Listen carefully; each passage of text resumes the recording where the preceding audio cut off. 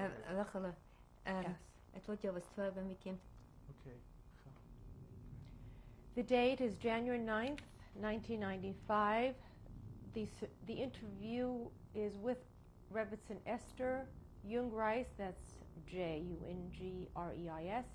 The interviewer is Raquel Reich Grunwald.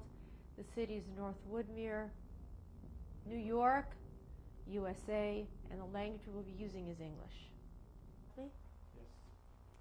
Hello, Rebbetzin Jungreis. We're very happy to be here, and I want to thank you for allowing us. My into pleasure, your Rachel. home. First of all, if you could just give us your first name and your last name.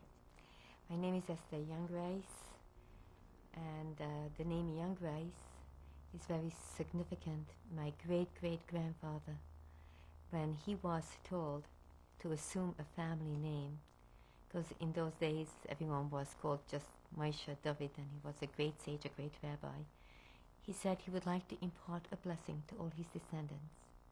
There is a teaching in the Torah, Nav ha'isi v'gam zakanti v'lo ra'itzi tzadik ne'azov v'savu mevakesh lachem. I was young and I was old. He translated into English or into Yiddish, into German, and he said, Ich hab gewinn jung, ich hab geworden greis. I was young and I became old. So he said, I hope that all my children and all my descendants will always have the energy of youth and the wisdom of old age. So that's how Jungreis has come to be. So beautiful. Do you have a middle name? Yes, my middle name is Naomi. Okay. And your maiden name? Also Jungreis. We come Okay. from a great rabbinical dynasty, my husband and I. We are fourth cousins, so that I was able to retain my maiden name. So you didn't need to change the No, toes. see, Okay. exactly. What city were you born in? The city of Szeged, which was the second largest city in Hungary. And your mother's first name Miriam and her last. Kohn, How did you spell that? Kohn. My maternal grandfather was a Rosh Yeshiva, head of a rabbinical school in Hungary. All Jungreises and the Kohns, they were all rabbis. Jungreises trace their lineage all the way back to the days of King David, an unbroken line of rabbis. Prior to the Holocaust, we had 85 rabbis in Hungary by the name of Jungreis. And I understand we're going to be privy to see a family tree. Yes, we Okay, have a great. family tree going all the way And your back. father has passed away since. My father, Zecher Tzadik Livracha, was the chief Orthodox rabbi of the city of Szeged, and he has indeed passed away since. And his first name was? Abraham. Abraham Jungreis. And he survived the Shoah, however. Yes, my father and my mother both survived, as did my siblings. Thank And God. can you give me the name of your siblings? My brother's name, my oldest brother's name is Yaakov Yankee, as we call him affectionately. My younger brother is Binyamin. And can I ask your birth date and how old you are? April 7th, 1936. And your brothers? The 19. older? I'm in the middle. No, the oldest brother. In 1933, and my younger brother is 1939. Very good. And they also were born in Szeged. All born in Szeged, yes. Can you clearly were a very young child Yes. when the war broke out, March 19th, 1944 in Hungary. Right. Do you have any idea of the Jewish community of Szeged at all? Well, yes, I do, because Tell us. being that I was a rabbi's daughter, I was very much involved in many, many different activities. Firstly, our home was like a Grand Central Station for all Jews. The Jewish people in Szeged were mostly assimilated. My father was a revolutionary. He did something incredible by the very fact that he established an Orthodox community in Szeged, because it was highly reformed. In Hungary they called it Nealog. So that my father was able to coalesce, to unite the entire community, and it was a beautiful community. When difficult times came upon the Jewish people, even prior to the invasion of the Nazis, our city of Szeged played a very major role in Hungary because all Jewish boys who were taken into labor battalions, in Hungarian this is called munkaszolgálat, had to travel through our city, and our home became the place where they found some refuge, some sanctuary. My mother baked day and night honey cookies. Why honey cookies? Because honey cookies have a long life. They do not perish. And this was going on day and night. My mother did the laundry for all these boys who would stop by. And my father would visit them in their camps, in their DP camps, in their labor camps. And my father obtained permission not only to visit, but to spend some time with them, to pray with them. And then my parents came up with this idea that we have to detain these boys, that they shouldn't be deported, because they were deported from Szeged to Yugoslavia. Szeged was on the border of Yugoslavia, to mines, which were called the Bor mines. And the situation there was horrendous. What did they do? The boys were tortured. The boys were, many of them were killed. And the idea was to try to get the boys detained.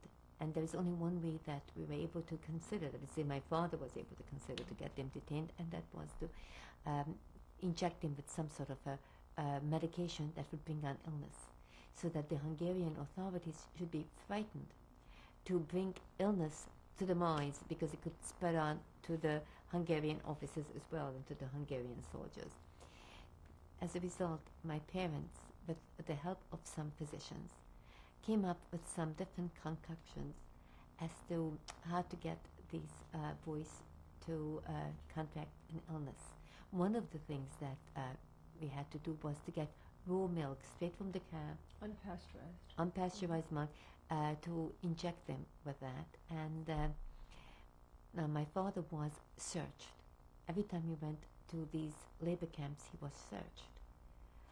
But my father and my mother came up with the idea that if I would accompany Daddy, and my parents would place the medication and the milk and whatever was required in the lining of my coat, they would never think of searching a little child.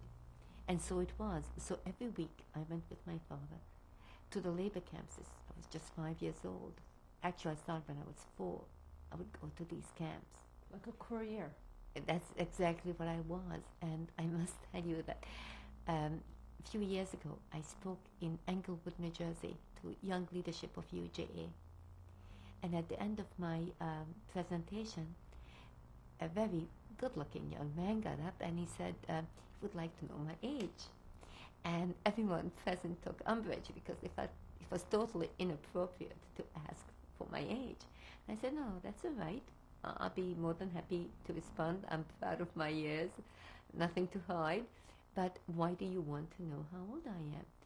And he said, because he remembers his father telling him that there was a little girl by the name of Esther Youngreis who would come every week to bring raw milk, and through that his life was saved. Incredible. And I looked at him and I said, I know who your father is. You are the son of Aaron Miklos.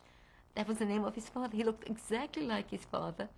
And he was an extremely charismatic, charming person, the father, as was the son. So that my recall was immediate. And he proceeded to call up his father, who was at that time a diamond merchant in Belgium. And for the first time we spoke after all those years.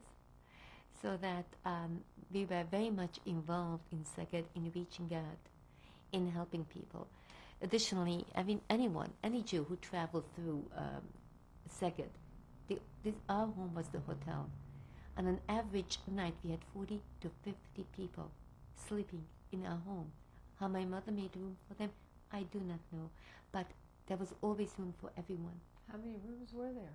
Well, we had, in Hungary, the kitchens, a kitchen didn't count. So we had actually 3 rooms outside of the kitchen and the dining area. But people slept all over on the floor. They just managed. It was just dormitory style, and no one ever complained. It was just a a natural thing to do because times were difficult and you had to help out. And there were no questions asked.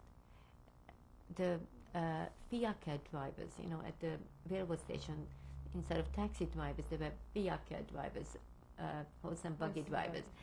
And they knew immediately that when a Jew arrived, you took him to our house. It was a given. And they were just fed and clothed. Fed and clothed and taken care of. So this all was prior to the invasion. Yeah. So this was, you think, what year? This was from the time that the war broke out. So it was from 39 till 44.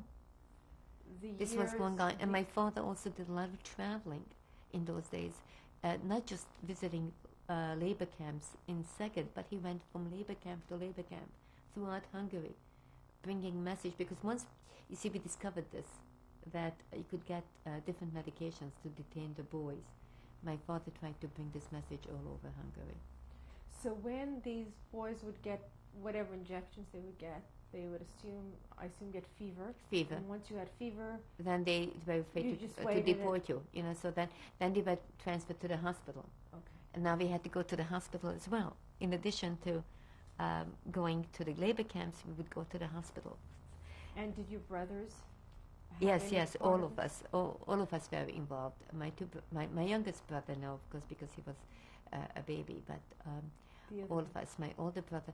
As a matter of fact, when my older brother, I must tell you this, when the ghettos, when that period started, we had a Rebbetzin who came to our home from Zenta. That was an adjacent community. How do you spell that? Zenta. She was called the Zenta Rebbetzin, and she was in her 9th month. And of course, anyone who had a baby in those days, their fate was sealed. So my father and my mother hid her. And my father made the local mikveh a hospital, which gave us a certain amount of protection. She gave birth. My mother delivered her. This was behind the walls of the ghetto. Your mother was the midwife. My mother was the midwife. And there was a problem. The problem was that we didn't have any supplies for a baby, diapers, so many different things that were needed. So my mother told my older brother to take off his yellow star, jump over the wall of the ghetto, and to go into the city and to try to buy supplies. And he did. And we never, looking back on that, I always wonder, how is it that we weren't frightened? I mean, it was one thing for my parents to endanger their lives, but they never even thought twice of the fact that we, the children, had to participate with them. And we never thought about it. My brother jumping over the wall, and if he would have been caught, he would have been shot immediately. And going to the hospitals and to the DP camps with You mean the labor camps? the labor camps, I'm sorry, with all these medications. If we would have been caught, it would have been the end. And yet, the commitment to reach out to every Jew was so strong, was so powerful. This was the greatness of the Jewish people throughout our history, that in times of crises, we just rise to the occasion and we reach out to one another. So you see, Rachel, very often people say, how come there was no resistance? Well, this was the most magnificent resistance. Of course we fought. We didn't have guns, but we found other ways of fighting. We fought like no other nation ever fought. And that is by helping out, by reaching out, by risking our own lives to reach out. And not just that, but we also fought in many other ways by standing up for our faith. I remember in Bergen-Belsen, later on. We're running ahead. I'm just telling you a little incident because this is fighting back. In Bergen-Belsen, every morning, the concentration camp. The concentration camp with my family. Every morning we had roll call, and the Germans would come with their immaculate white gloves and the shiny boots and their dogs, and we would stand there, drenched in filth, really covered by lice, dressed in rags, our heads shaven. They looked like filth, like pigs. And I would look at them every morning, and I would say to myself, Baruch atah Hashem, blessed our Lord our God, Shalom Sanigai, that you make me one of them. Oh my God. You're making me stop. I always felt that way. In my mind's eye, I would see my father's face, always. And I would look at them and I would say, Baruch Hashem, I'm not one of them. And that was fighting back. I was just a little girl, but my parents gave me this understanding of what it means to be a Jew. It means to reach out, it means to help, it means to transcend the ugliness of your environment and to know that you belong to God and you have to sanctify His names at all times. If we can, you're so articulate that I hate to stop you, but I just want to backtrack a little bit for the people who are going to be seeing this. There was a ghetto established in Szeged, right. The community. Before the ghetto was established, there was Chiluk, starred houses. Right. You had told me that your home was one of the starred houses. Tell me exactly what that entailed. Well, our home was in the heart of the Jewish community because my father was the rabbi. The shul was there, the mikveh was there. Everything that surrounded Jewish life was to be found in that particular place. As a result, when the ghettos were built, then of course our home became a major focus. It became the center of the ghetto. And people were brought in from the provinces. And all of a sudden our home became... countryside. From the countryside, yes. And all of a sudden our home became a home for everyday new families arrived. And again, it never occurred to us to say there's no room in the apartment. Or why are you taking my toys? Or sharing. I mean, can you just see in our society today, when you ask people, could you put up someone for the weekend, or, for a Shabbos or for a day, say, oh, we don't have room. What do you mean you don't have room? Oh, but we have a den, we have a living room, but who can sleep in the den? Who can sleep in the living room? And we have a children's room, and but that's occupied. And it would never occur to anyone that you have to make room. And we children never resented the fact that another person was brought in. It was natural. And now we would have to share all our food. And believe me, the poverty was constantly escalating. And the starvation period started where we literally went hungry. There was nothing to eat. This was after 44, before 44? This was before 44. This was before 44. When the Jewish laws came into effect. Right, when the Jewish laws, things were very tight, very, very tight. And once, of course, we were taken, the Jews were brought into the ghettos, and situations became... Okay, after the starred houses, after, say, the people put up in your house, and there were certain houses designated as Jewish houses, right. Then there was a ghetto. There was all the Jews were taken into one area? Right. What area was that? This was, the name of our street was Margitutsa Huszonnyolc. I mean, that was, but it's Hungarian, Margit Street, 28, and some years ago I went back to Hungary, and there it was. I went to visit the house. It was a very traumatic experience. You knock on the door, and the person opens and says, what do you want? Of course, what do you want? So, should I tell her I lived here once? This is where I grew up, and you stole it from me. What should I say to her? Was that the family that took it from you? Who knows? You don't know. Who knows? I can tell you one thing, that the night when they took us away. Where did you go? When they took you from your house, where did you go? We went to a teglagyár, which means a brick factory, where we stayed for several weeks. In Szeged? In Szeged, yes. That was prior to our deportation to the concentration camps. But the night when they took us away, it was in the middle of the night that they came for us. They gave us a few minutes to get ready. Couldn't take anything with us. Anyone who protested was beaten. Who took you? The Durbans or the Nyilas? Both of them. The Arokos, the gendarmes, the Chanders, and they were even worse sometimes than the Nazis. So the German soldiers and the right, they were always helped. Hungarian. We just needed a few German soldiers, and they were assisted by the Hungarians. And the Hungarians were, as I said, sometimes even more cruel than the Nazis. I, as a little girl, grabbed my doll and I took it with me. We were standing outside. It was cold, very cold, in the middle of the night. And our neighbors came to gape at us. The neighbors who were non-Jews? Non-Jews. to ransack our homes. These were friends of yours before? People who we knew. Friends, I wouldn't say friends, but people who we knew. Amongst them was the caretaker the superintendent of our home.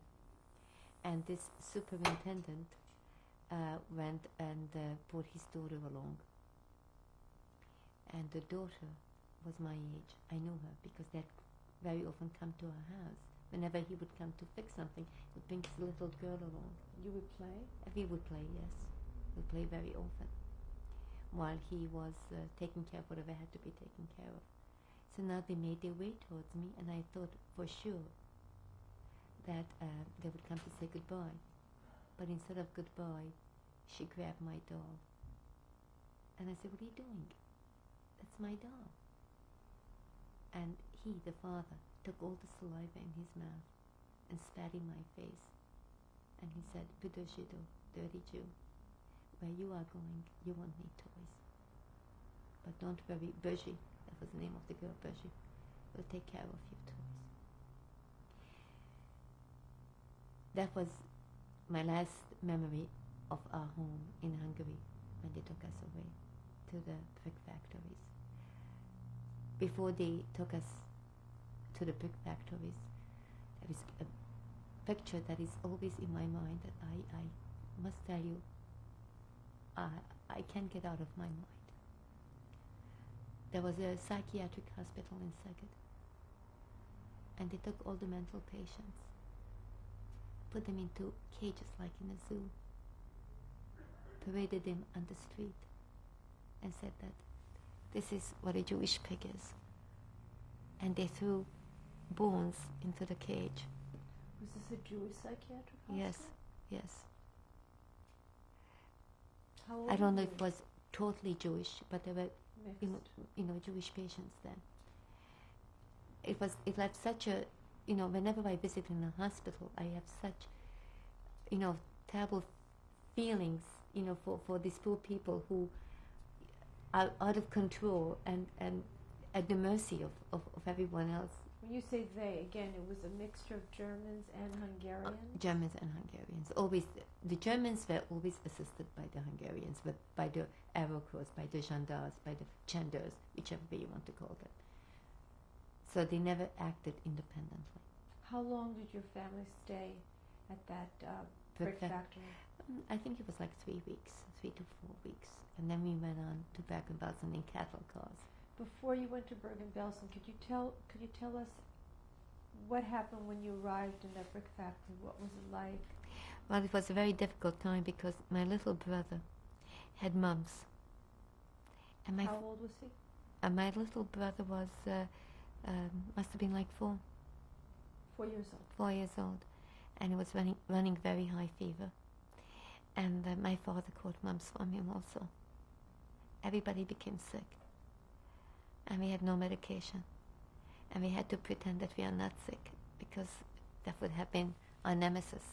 So we had to make sure that we acted healthy. And we were told by my parents that no one should know that we are sick. I became sick. My older brother became sick. Went through the entire family. But we just pretended not to be sick. And, our faces were swollen from the mumps, so we said we had toothache. Was there food? Nothing to talk about. Nothing to talk about. Who supplied the food, if any? I don't know who supplied it, I guess, but they brought in food, for us. But we were always very, very hungry. I mean, those memories are always there, always very hungry. How did your parents act during this time? Were they scared? Were they supportive? Did they pray? My father never lost his faith. He always said, "Es wird sein gut, kinderlich. Gott wird helfen. Wir sind Juden. It will be good. God will help us. We are Jews. Wir tun keimlich vergessen. We are not permitted to forget who we are. That we are Goy Kodesh, a holy nation." And my father would keep us going with his beautiful stories about Am Yisrael, about our destiny in Jewish history and in the history of all mankind, about our Torah, so that we really transcended our environment. With everything, we always had such pride. We never lost the pride of being a Jew. And we always looked with contempt at these dregs, filth of the earth, who are capable of such inhumanity. So you never identified with the aggressor? No, I always felt that they were lowlifes, that they are capable of doing such a thing. And I never would have wanted to exchange places with them, as strange as this may sound. It's not strange at all. It's amazing, but there were, many people who, just on a psychological level, had to identify with the aggressor. Well, you know what it is? I was very blessed to have had my parents with me. And I was also very blessed because my parents are very exceptional people. As I said, we come from a great rabbinical dynasty. My father was not just a rabbi. He was the rabbi of the world. He had such wisdom. Do you know that throughout this period, I never even once saw my father become broken, despondent.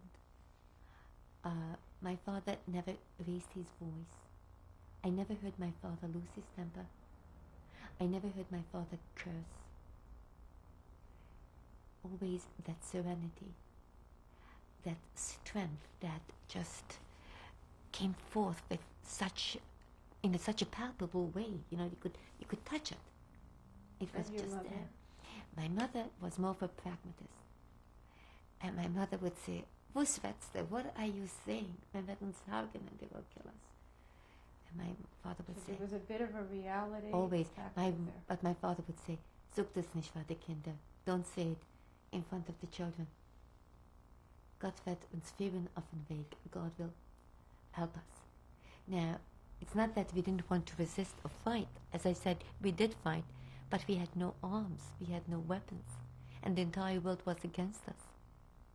So I would like us, to remember these things, because people who were not there, they do not comprehend how it was that an entire nation was taken to the slaughter without resistance. We did resist. But let me just ask the average listener now to project for a moment and think of a plane that is being hijacked. And you have one insane man with a gun in his hand and is controlling this plane with people who are strong, who are healthy, who have the ability to move. We did not have any weapons at all, and the entire world was against us. There was no place to go. If we escaped from our ghetto, then the non-Jewish Hungarians caught us and they reported us, had us arrested. So there was no sanctuary. And still there were those who fought with their bare hands and who became living torches, who were really living torches. What do you mean? They would take whatever they could to dynamite something, even if it was just a match or just fire, in order to try to bring some sort of a protest, some sort of an outcry. But of course it was totally meaningless because we were outnumbered and we had no weapons. What language did you speak in your home? Hungarian. And And Yiddish, Yiddish. was But not as much. Hungarian Jews did not speak as much Yiddish as Polish Jews. Rebbetzin Youngreis, thank you. Our first tape has now just about ended. Youngreis in North Woodmere, New York, United States of America. The language is English. Tape number 2. And it is also tape number 2. I'm going to take you back a little bit. The Nazis marched in on March 19th, 1944. That was technically when Hungary went. Were you in school that day? As a matter of fact, I was. And I remember coming home from school, and my mother said to me, "From now on, you won't be able to go to school." So, as a little girl, I said, "Great!" I was so happy, no school. I didn't quite understand, the impact. It didn't impact on me. I just thought, well, there's no school vacation, and then it dawned upon me slowly. Did the teacher send you home? I mean, was there no, dismissal? No. Just got home because, you see, the school in Hungary was, in any event, just half a day. You just went from the morning till noon, like 8 o'clock to 12, 1, something like that. What grade would this have been? I was in first grade. First grade. I just started first grade. And what was the school? It was a Jewish type of a school, elementary school. And the studies were secular and non-secular? And non-secular. And the non-secular subjects, were you studying Bible? No, not really. All those things were taught at home. It wasn't a yeshiva like we have in these United States. That did not exist in Hungary. It was more secular than anything else, but it was Jewish to the extent that there were a lot of Jewish children there. But Jewish studies were really taught at home. And then the boys would go on to a cheder, or they would go to yeshivas out of the home where they would have room and board, and so on. But we didn't have yeshivas as we know it in these United States. That's strictly an American invention. Do you remember the teacher you had that day? As a matter of fact, I do. Name was Margit, Mrs. Margit. We called her in Hungarian Margit Néni, and she was a wonderful teacher. And it's amazing, but I could still see her face in my mind's eye. Would you believe that? It's really quite incredible, but I can't. Must have been a special teacher. She was, and she was part of our family. She adored my father, loved my mother, and she was so happy always to come over to the house to gain some spiritual guidance. Everyone just adored my parents. It was always that way. It was just a very special time. Now, when I'm going back now to the ghetto of Szeged, there was a day that came 4 to 6 weeks later that Right. you say that it was emptied and Right. the Jews were deported. Right. Do you roughly remember, or did you hear how many Jews were in that ghetto? Tell you, I was a little girl. I have no idea of numbers. As I said, when I returned to Hungary to see our apartment, I was certain that we had a mansion because so many people had lived there. And turned out it was quite a small apartment. So that, 7 years old, 6 years old, numbers didn't mean anything. Did it seem like a lot of people? It seemed like there was always so many people. Babies, children? Babies and children. Like I said, this Rebbitzin gave birth to her baby in our mikveh. That's why my father set this up as a hospital. And when the baby was born, a little boy, and the circumcision was made, the bris was made, everyone was crying because they said this baby has no way of surviving. And miraculously, that baby survived. And I must tell you that today he's one of the Hasidic rabbis in Williamsburg, in Brooklyn. And what's his name? Well, I don't know if I should mention that. I don't know if you would Okay. feel comfortable about that, Well, But- if you're comfortable, No, I mean if the rabbi would feel comfortable. Okay. You see, Okay. because, Okay. But he is a rabbi. he's a very well-known rabbi in Williamsburg and a Hasidic rabbi. And when my father passed away, he came to Menachem Ovel to give a condolence call. And he told us that he owes his life to my father, which was very nice that he came.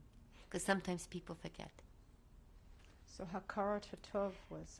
Hakarat Hatov is a very big inyan. Inyan means a principle in Judaism to express appreciation and never to forget. Very good. When the Nilush, or the Arrow Cross, and the Germans came to take the Jews out of the ghetto of Szeged, could you remember that day or that night and describe to us what it was about? Well, like I told you, I think we described that night, with my doll. That was out of the Out of the ghetto. No, that was out of the ghetto. That was out of the ghetto? Ghetto, yes. Out of the brick factory? Out of the ghetto itself. No, Okay. the brick factory The was... brick factory. The brick factory was something else. We were just taken en masse People were screaming and crying, a lot of crying. And, so you're not calling the brick factory the ghetto then? No. Okay, so No, let's. no, Okay. no.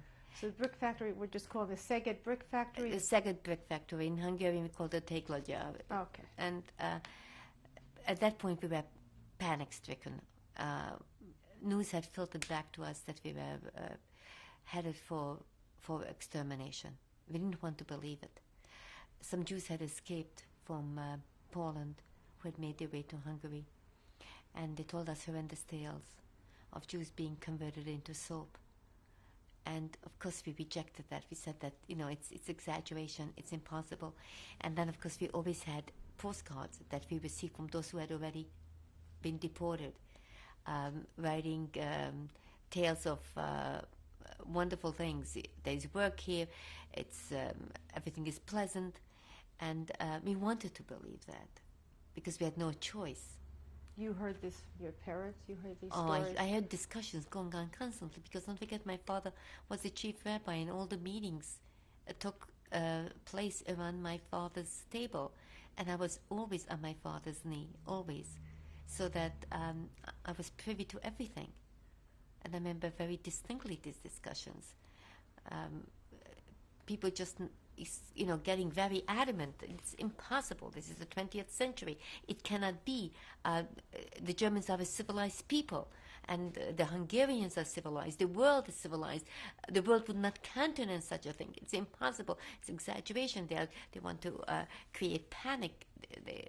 And every rationale was utilized to try to deny the truth. And we denied it. Did your father believe it? My father, I think, understood. But my father never let on. He said we have to have faith that God will help us. So what I'm asking you was what happened when you were taken from the brick factory? We're taken to the railroad station. Mm-hmm. And all the Jews? All the Jews were taken to the railroad station. And I was terrified. I remember the dogs. And to this day, I must tell you, I'm terrified of German shepherds. They use German shepherds? But in a horrible way. Anyone who protested too much was shot. I saw people being shot.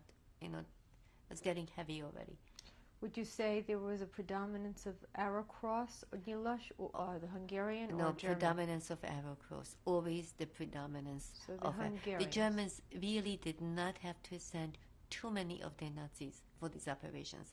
They always had sufficient volunteers from the Hungarians, which was, people think it's only the Nazis, but in every country there were the local bandits, the local gangsters who came forth were more than happy to participate.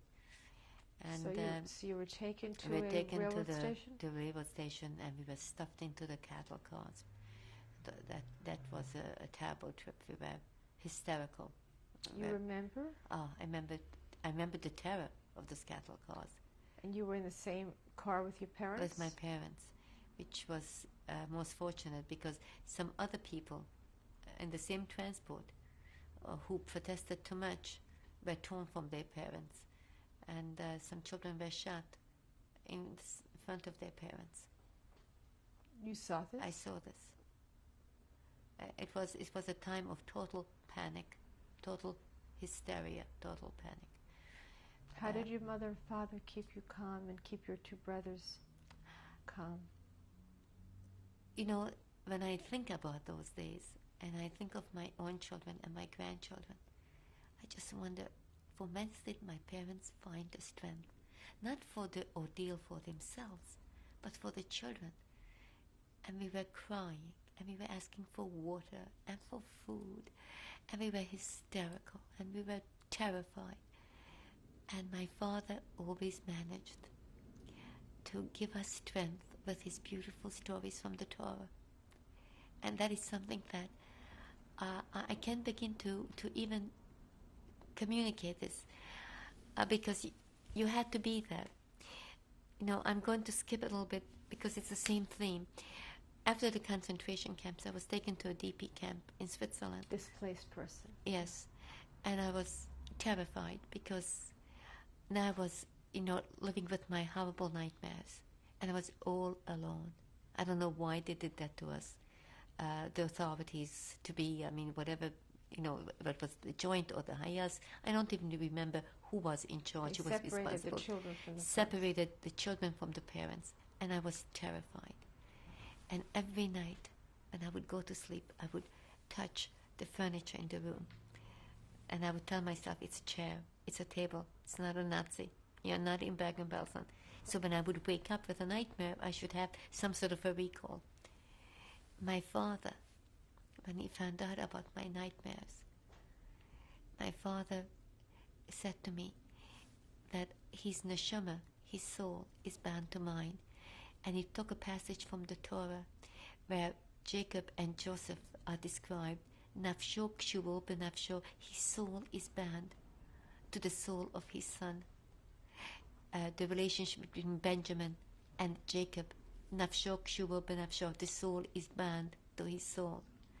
And that sort of kept me going. And these are the things that, you know, kept us with faith throughout this entire period. My father always was able to bring that connection to us. And your mother? My mother, always the pragmatist. I must tell you what my mother did. At one point, they had a situation whereby they said that any woman who is pregnant is going to be able to have extra rations of food. And this was, of course, a trick, a ploy to get women who were pregnant to come forth so they should be gassed. My mother knew this, and my mother put a pillow in her stomach and stood on line so we should be able to get some more food. My mother just lived totally for us, the children, and for the Jewish people. My mother ran a kitchen, even in the Teglagyar, in the brick factory, and in the ghetto. And later on in Bergen-Belsen, she was always in the kitchen trying to get some food for people who needed food. She made things from, I don't know from what, but she was always improvising. And to this day, that is what she does. She's, God bless her, 86 years old today, and to this day she makes lunch in our yeshiva for 300 children every day. Incredible. Tell us about the day you arrived at Bergen-Belsen and when you got off the cars. Well, before we arrived to Bergen-Belsen, our cattle car stopped in Linz. And over there we were showered and shaved, and our clothing were taken away from us. We were issued some sort of a uniform. Those showers that we were taken to were really gas chambers, but they used hot water. But we saw the signs all over that it was really utilized as a gas chamber, and we were terrified. We were shaved. Were the men and women separate? Men and women separate. The But children no, children, but we were, because they weren't using it as a gas chamber, as a shower. And I must tell you, I'll never forget, I just didn't know what to do with my eyes, because I just didn't want to look at my mother.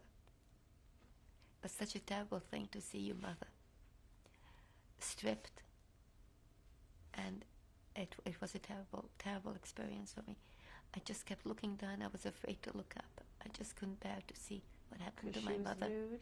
Because she was nude and she was stripped, and so were all the other people, and I couldn't bear to see what happened to us. You didn't want to embarrass her? I didn't want to put my mother to shame, yes. Were your brothers with you? My brothers were with my father. And my father's beautiful beard was shaved. Not really shaved, pulled out.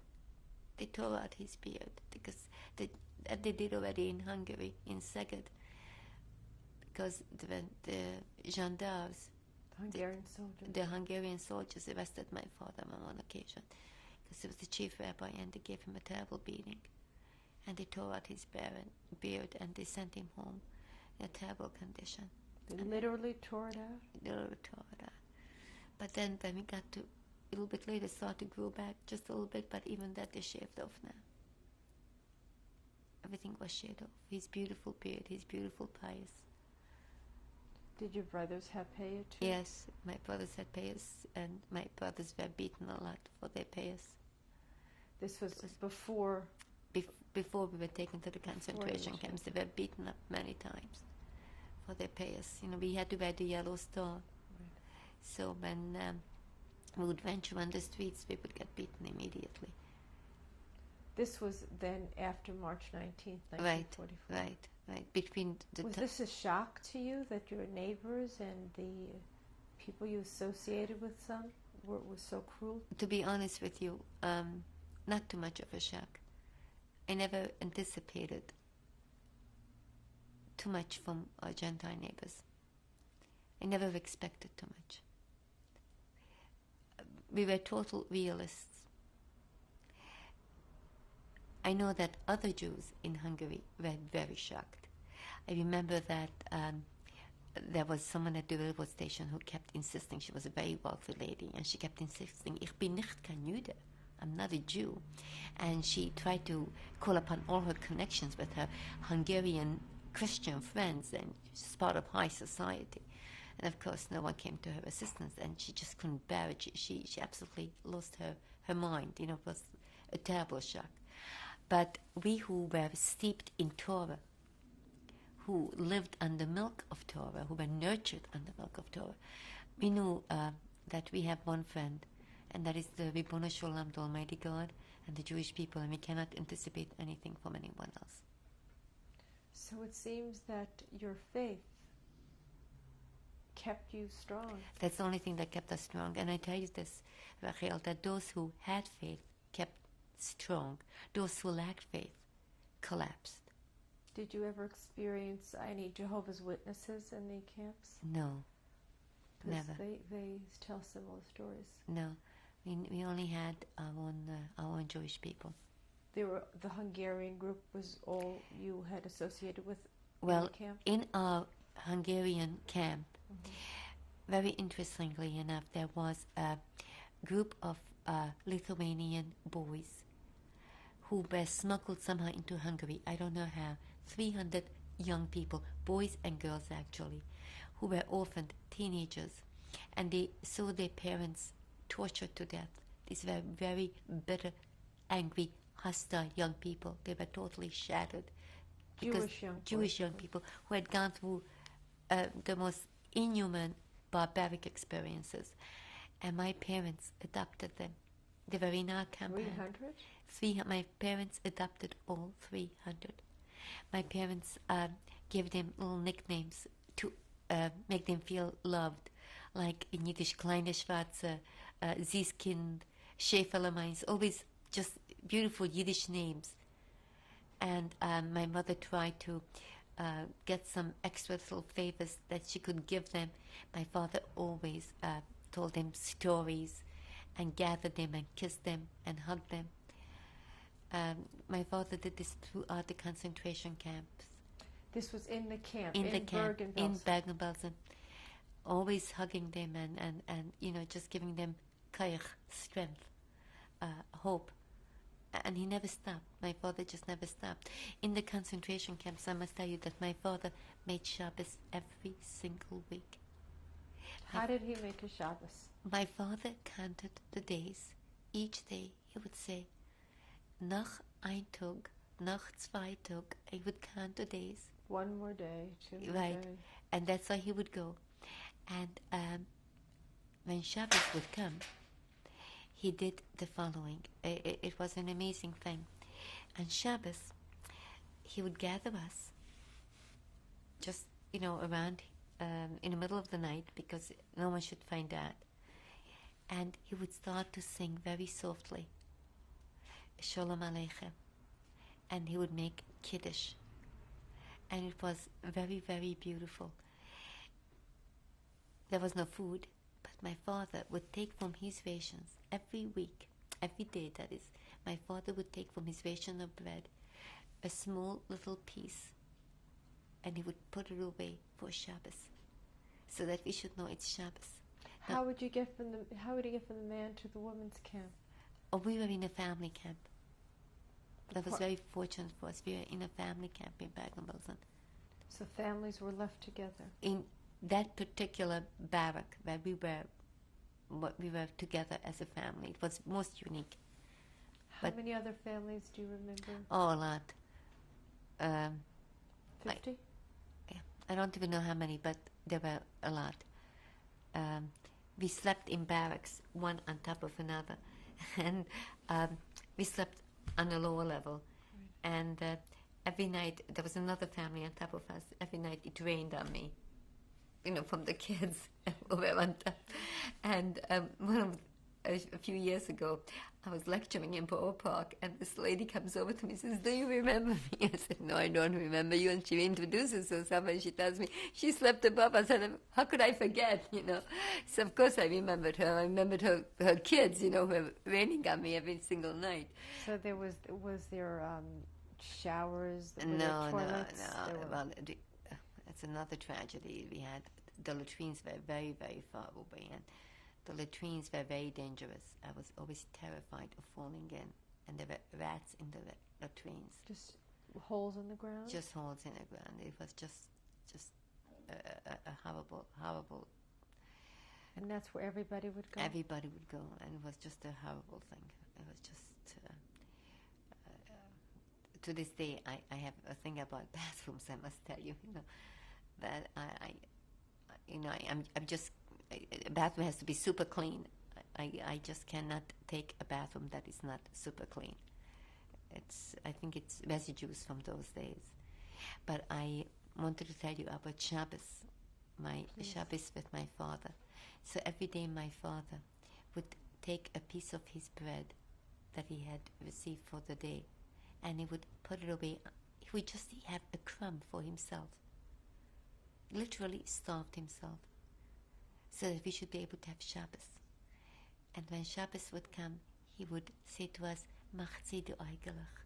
Close your eyes, children. Es ist Shabbos. Die Mama hat gebackt Challah. Mommy baked Challah. We are home. And he would bring out the bread. And then he would start to sing Shalom Aleichem. And on one occasion, my younger brother said, "Tati, ich sehe nicht kein Malochim. I don't see angels. He's singing Shalom Aleichem, but there are no angels." So my father started to cry, and he said, "Essence the Malochim, you are the angels, children. You are the angels." And I know if every time you sing Shalom Aleichem, to this day I hear my father say, "You are the angels. You are the angels, children." It was in Bergen-Belsen. My father never forgot Shabbos. Because of that, we were able to survive. Because my father never forgot who we are. As a result, we didn't forget who we are. And you clearly know who you are. Well, I tell you, every Jew should understand this. Because if you don't understand it, then our life has no meaning. If you don't know who we are, then what is it all about? And this must be our priority. This must be that which we impart to our children. Today we speak about Jewish continuity, but what is the meaning of this continuity if we do not impart the legacy to our children? And that must be done, because otherwise it's no use. The Shabbos that you had in Bergen-Belsen, there were other families. Did any of them participate in it? Many of them did. And we had, in our camp, we had many rabbis. And even when it came to Rosh Hashanah, for example, on Rosh Hashanah, we wanted to blow the shofar. And we didn't have a shofar. So you were in the camp in September. In Right. There's still Right. September time. And we wanted to blow the shofar.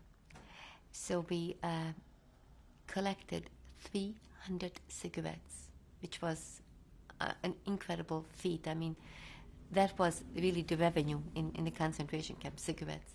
And for 300 cigarettes, we were able to get a shofar. How they did it, I do not know, but they did. And we blew the shofar. And adjacent to our Hungarian camp was the Polish camp. Now, the Polish camp didn't have the same privileges as we had, unfortunately, for some reason. We were treated better than they were at that particular time. And the boys were working in their battalions. And when they heard us blow the shofar, they stopped and they made the bracha. And I'll never forget, we saw it. They made the bracha. They stopped where they were and they made the bracha and the shofar. And the Nazis came and they started to beat them mercilessly, but not one of them moved till they finished making the bracha. Incredible. We had a desire to daven on Rosh Hashanah, and we didn't have a machzor, a high holiday prayer book. So once again, they made a collection, and somehow they got one machzor. Who's they? Your father was... My father and the other rabbis got one machzor. But what do you Machzor do? is the The prayer high book. holiday prayer book. But what do you do with one machzor, one prayer book, when you have an entire camp? So the rabbis decided that every family should learn at least one prayer by heart. And once you learn that one prayer by heart, you are able to celebrate Rosh Hashanah with that one prayer. Now the question is, which prayer should it be? And the prayer that they decided upon was, Habochin levovas b'yom din, he who examines the hearts on the day of judgment. He said to God, come and look at our hearts in Bergen-Belsen and see if despite all our pain and our suffering, if we abandon you, if even for one hair's breadth we abandoned your commandments. And that was Rosh Hashanah in Bergen-Belsen. We never gave it up. We're always connected. Now I know that you have heard of stories of people who did lose faith, but those who lost it never really had it. You never felt abandoned? You said No. that God... You Never. said, we didn't abandon you, God, but you'd never said, God, why'd you abandon No, me? because I know that God didn't abandon us.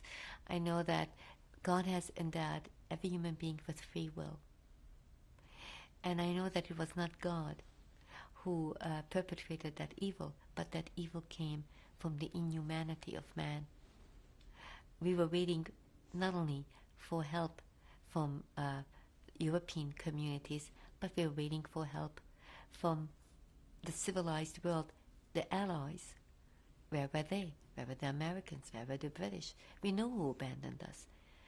In Hungary, towards the end of the war, Eichmann, as you well know, was ready to make a deal with the Germans. With the Jews.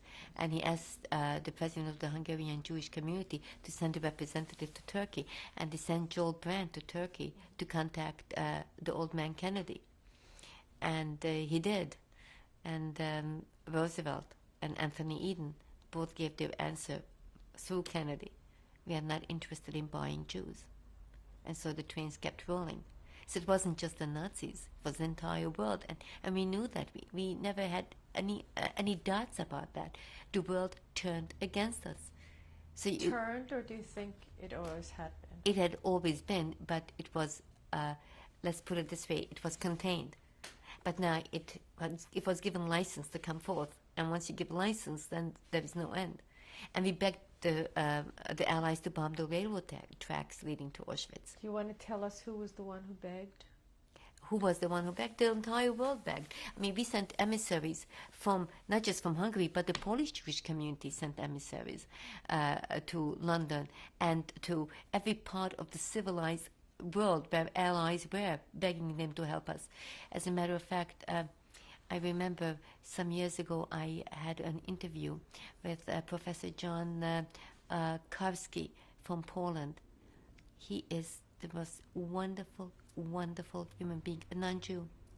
And he couldn't bear to see what was happening in Poland. He was one of the righteous Gentiles who escaped from Poland with all the documents, all the proofs, begging them to bomb the railroad tracks, to do something. He even went to Felix Frankfurter, here in the United States. Everyone turned their deaf ear. Rebbetzin Jungreis, you are fascinating, but the tape ended. So we're going to stop now and it's North Woodmere, USA, December 9th. No, January 9th. January 9th, 1995. Okay, Rebbetzin, would you tell me how long your family stayed in Bergen-Belsen? Well, we arrived in June June And 1944. 1944, and we left at the end of December. Now, they woke us up one day and they told us that we are going to be going that they're taking us out. And we didn't know where, what, who. Who woke you up? The Germans, It was German Yeah. soldiers. of course, Bergen-Belsen. But this was, no Hungarians here, all Germans. No Polish. No, all Germans. And they told us we'll be leaving. We didn't know where they were taking us or what would be happening. And they said that the parents, the adults, have to go first, and children will be taken by truck. And that sounded wonderful. But of course, my parents were taken away and the trucks never came. But my parents suspected that something like that might happen. And I remember my father and my mother telling us we should please watch over my little brother, because no matter what, we have to watch over him. Remind me of how old you were by that time. At this point, I was 7 years old. And your older brother? Was 10. And the little one was? Was 4. 4. And So 3 babies. 3 babies. Now, the trucks never came. It was in the height of winter. I don't know if you know anything about German winters, but they are bitter cold. Clothing we did not have. Shoes, just rags on our feet. And now we had to march to the railroad station. It was at least, I think at least 10 miles minimum from the camp to the railroad station. And the dogs and the ice cold weather and the snow, the deep snow, and we had to march. And my little brother could hardly walk. He couldn't walk at all, and he was crying, and I was crying, and my big brother, we were all crying. But we kept remembering my father's words, that we take care of each other, and you have to arrive, and just keep davening, keep praying to Hashem. And that's how we kept walking, and we were repeating the different prayers that we knew, and just trying to keep our spirits up, and trying to say, if Tati, that's our father, if Mommy would be here, what would they be telling us? And that's how we kept pushing, and that's how we arrived. We finally came across our parents at the railroad station, and they took us by train to Switzerland with many stops in between. We were in a special transport that was taken out before the war was over, because Hitler was ready to make a deal and to sell the Jews. Unfortunately, Rachel, money was found only for 1,850 Jews. 1,800 of maybe 5, no, yeah, that's right, 1,850 Jews. That's how many we were, I believe. Who do you believe made the deal? Well, this deal was made, through the Kastner transport in Hungary. And we could have saved the entire Hungarian Jewish community. That's the tragic part of it. The entire Hungarian Jewish community was up for sale. Eichmann was ready to make that deal. That's why when you asked me in our earlier discussion whether I blamed God, how could I have blamed God for what man perpetrated? It's the height of hypocrisy. Can a murderer say that God made him murder? Then our entire judicial system would have no meaning. And then every prisoner should be allowed to go free. It doesn't make sense. Either man is a free being and he must accept responsibility for his actions, or he's a puppet and he has no way of controlling anything. So which one is it? You can't have it both. So if we are free beings and we have intelligence and we can act and think and conduct ourselves as human beings should, then we also have to have accountability. Now, the entire Hungarian Jewish community was up for sale. The Germans were losing the war. Eichmann was ready to make the deal. No one wanted to buy them. I'm here, somebody bought me for dollars and cents. Like Who did Kastner pay? He paid Eichmann, you believe? Oh, sure. Of course. It was an open deal.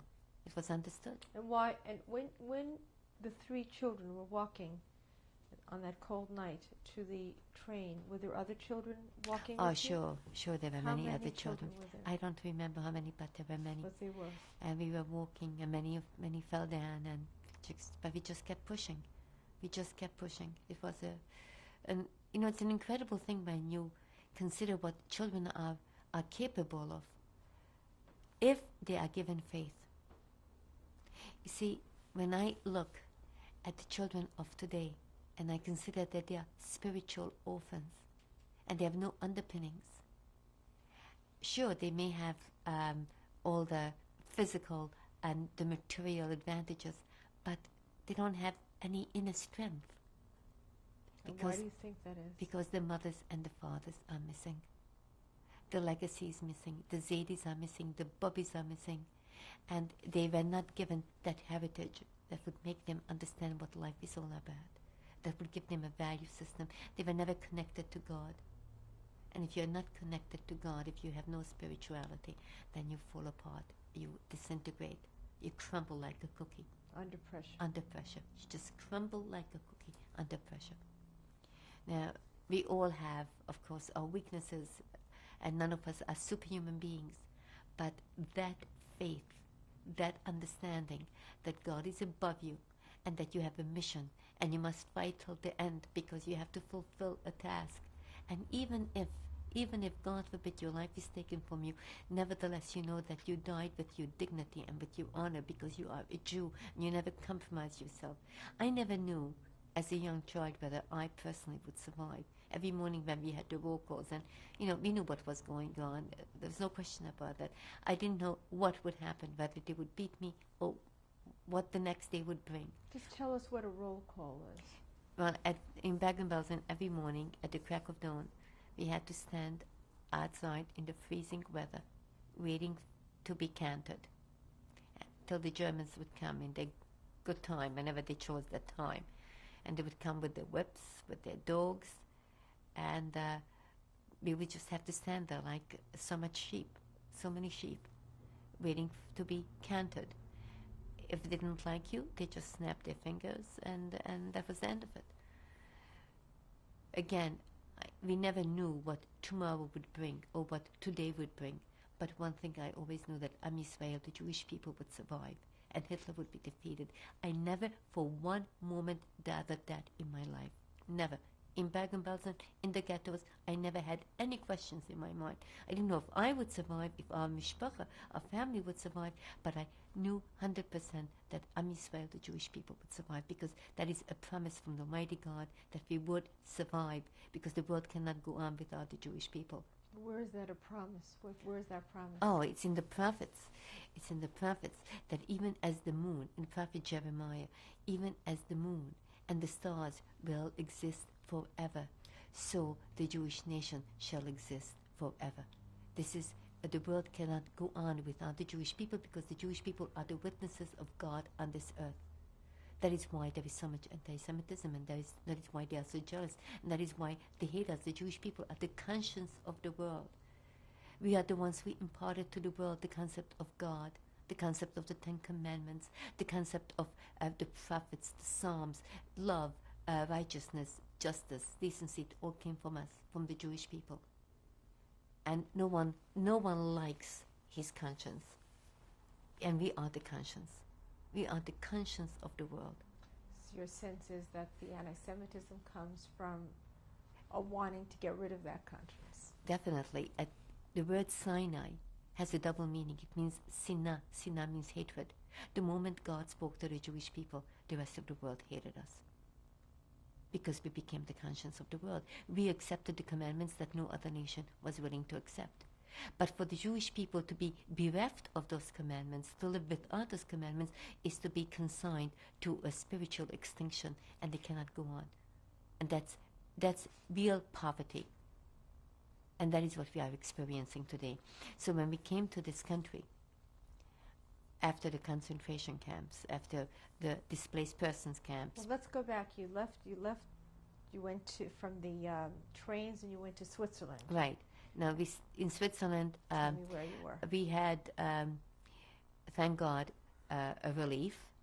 But I must tell you, in retrospect, it could have been done in a much more meaningful and in a much more hospitable manner, or welcome in Switzerland, that is. Firstly, they separated us from our parents. In Bergen-Belsen, somehow by a miracle, I was able to be with my parents. In Switzerland, they separated us. Why they did that, as I said, I do not know. But for 2 years, from 1945 to 1947, I was forced to be without my parents, as were my brothers. Were you together with your brothers? No, that too, they separated us. Different parts of Switzerland. And I who was ran in this group? Who ran these Jewish organizations, refuge, all these type of joint? Hayas or joint, I don't even know who it was, but you have so many organizations in Switzerland at that time trying to help the refugees. So I was in the French part of Switzerland, and my brother was in the German part of Switzerland. So we couldn't even be together. In my school, where I was in that institution, there were so many children who had been forced to witness the torturous death of their parents, and they were mentally and emotionally disturbed. Every night, kids were at their beds. There was one boy who was 9 years old, who was totally grey. Every night he woke up screaming. You mean his hair was gray? His hair was grey, totally grey, because of what he experienced. And some I don't know, some monitor over there, some teacher there, gave us such a to-do if we wetted our beds, put the kids to shame, and it was just a terrible experience. I must tell you this. Terrible experience. What school? What was the name of This the was school? Institut Asher Bey, near Montreux. And But run it has by- nothing to. It had nothing to do with the school, because that school is a very fine school. It was a very fine school in peacetime under normal circumstances. But the school was taken over by all these refugee displaced persons camps.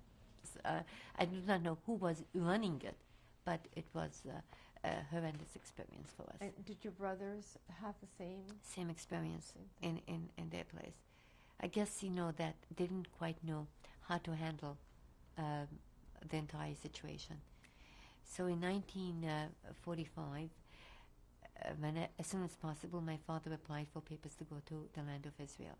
My father was determined that we are not to go back to Hungary, because the land is cursed. So he declared himself stateless.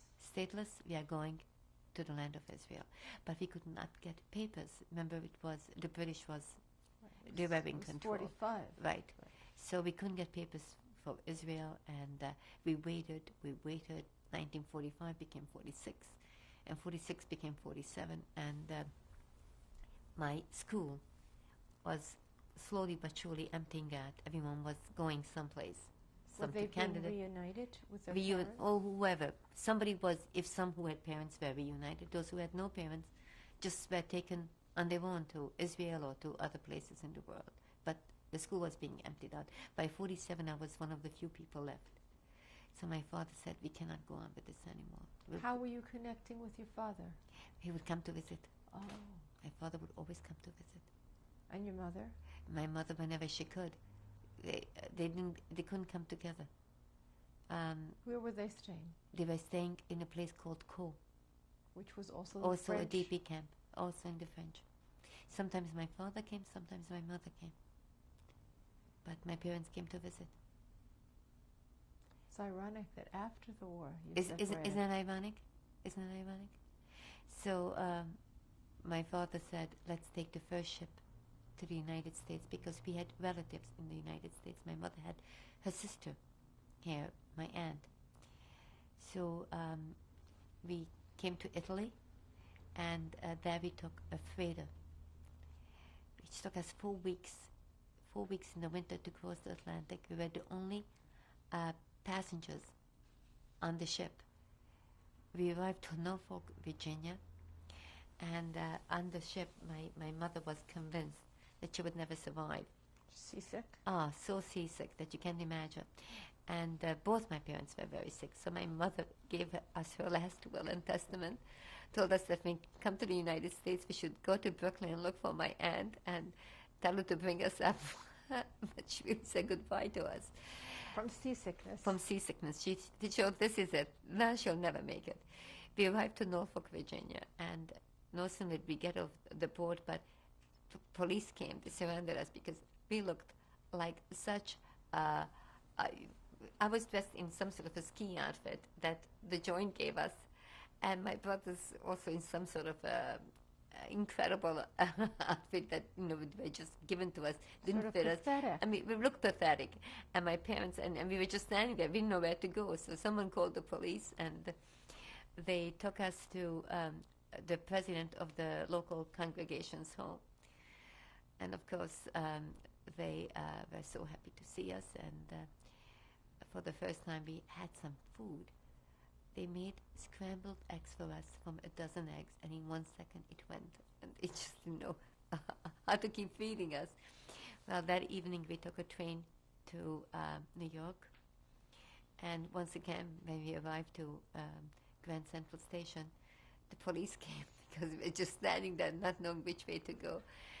And the policeman, who turned out to be Jewish, and we couldn't get over that. That was such an experience for us, because who ever heard of a Jewish policeman? As far as we were concerned, policemen were to be Figured. they were, once you saw a policeman, you ran for your life. So now you had a policeman who was friendly. It was such culture shock. What language were you speaking to? Yiddish, as much as he understood, as much as we understood. And we had the address where we were to go, and he put us in a cab. And my aunt did not know that we are arriving, because my mother likes always the element of surprise. So she thought that my brother would go up by himself, my older brother, and say that he has regards from the Young Weiss family. And we would be hiding below the steps. And sure enough, that's what happened. And all of a sudden, we hear a big scream, and my aunt fainted. She absolutely collapsed. She fainted. So that's how we arrived to the United States, and So your mother never lost her sense of humor? never, always with a tremendous sense of humor. As a matter of fact, in Bergen-Belsen, the first time we were given soup, which was made from some sort of mud and grass. I don't even know what it was. A lot of people think grass. Yeah. So my mother said to me, I should have made this back in Szeged. Such delicious soup and so inexpensive. And she meant it, She had this way of injecting laughter and, as you say, a sense of humor into every situation. The first few dollars that my father had in these United States, he spent on lollipops. Because he would walk the streets and he would find Jewish children who did not have a faintest idea of what it means to be a Jew. And so he gave them lollipops. This is in Brooklyn? In Brooklyn. What part of Brooklyn? East Flatbush. Totally Jewish, but totally assimilated. And my father would hold out the lollipop, and he would say to them, children, Jewish name. And as he would say Jewish name, they would run to their mothers to ask for their names, come back, and then my father would teach them Baruch Ato, to make a blessing. My father gathered us, my brothers and I, and he said, Kinderlich, children, we came from a place where they were killing Jews. Here in America, no one is killing Jews, but Jews are destroying themselves. We have a big mission over here. All of you must take this responsibility. That is why God saved us.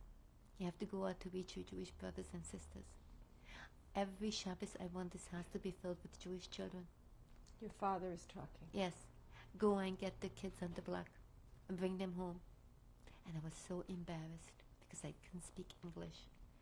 And we lived in a cellar because we didn't have any money. How do I bring those children who lived in normal houses to a cellar, a basement? How do we do that? And my father said, this is why you were saved.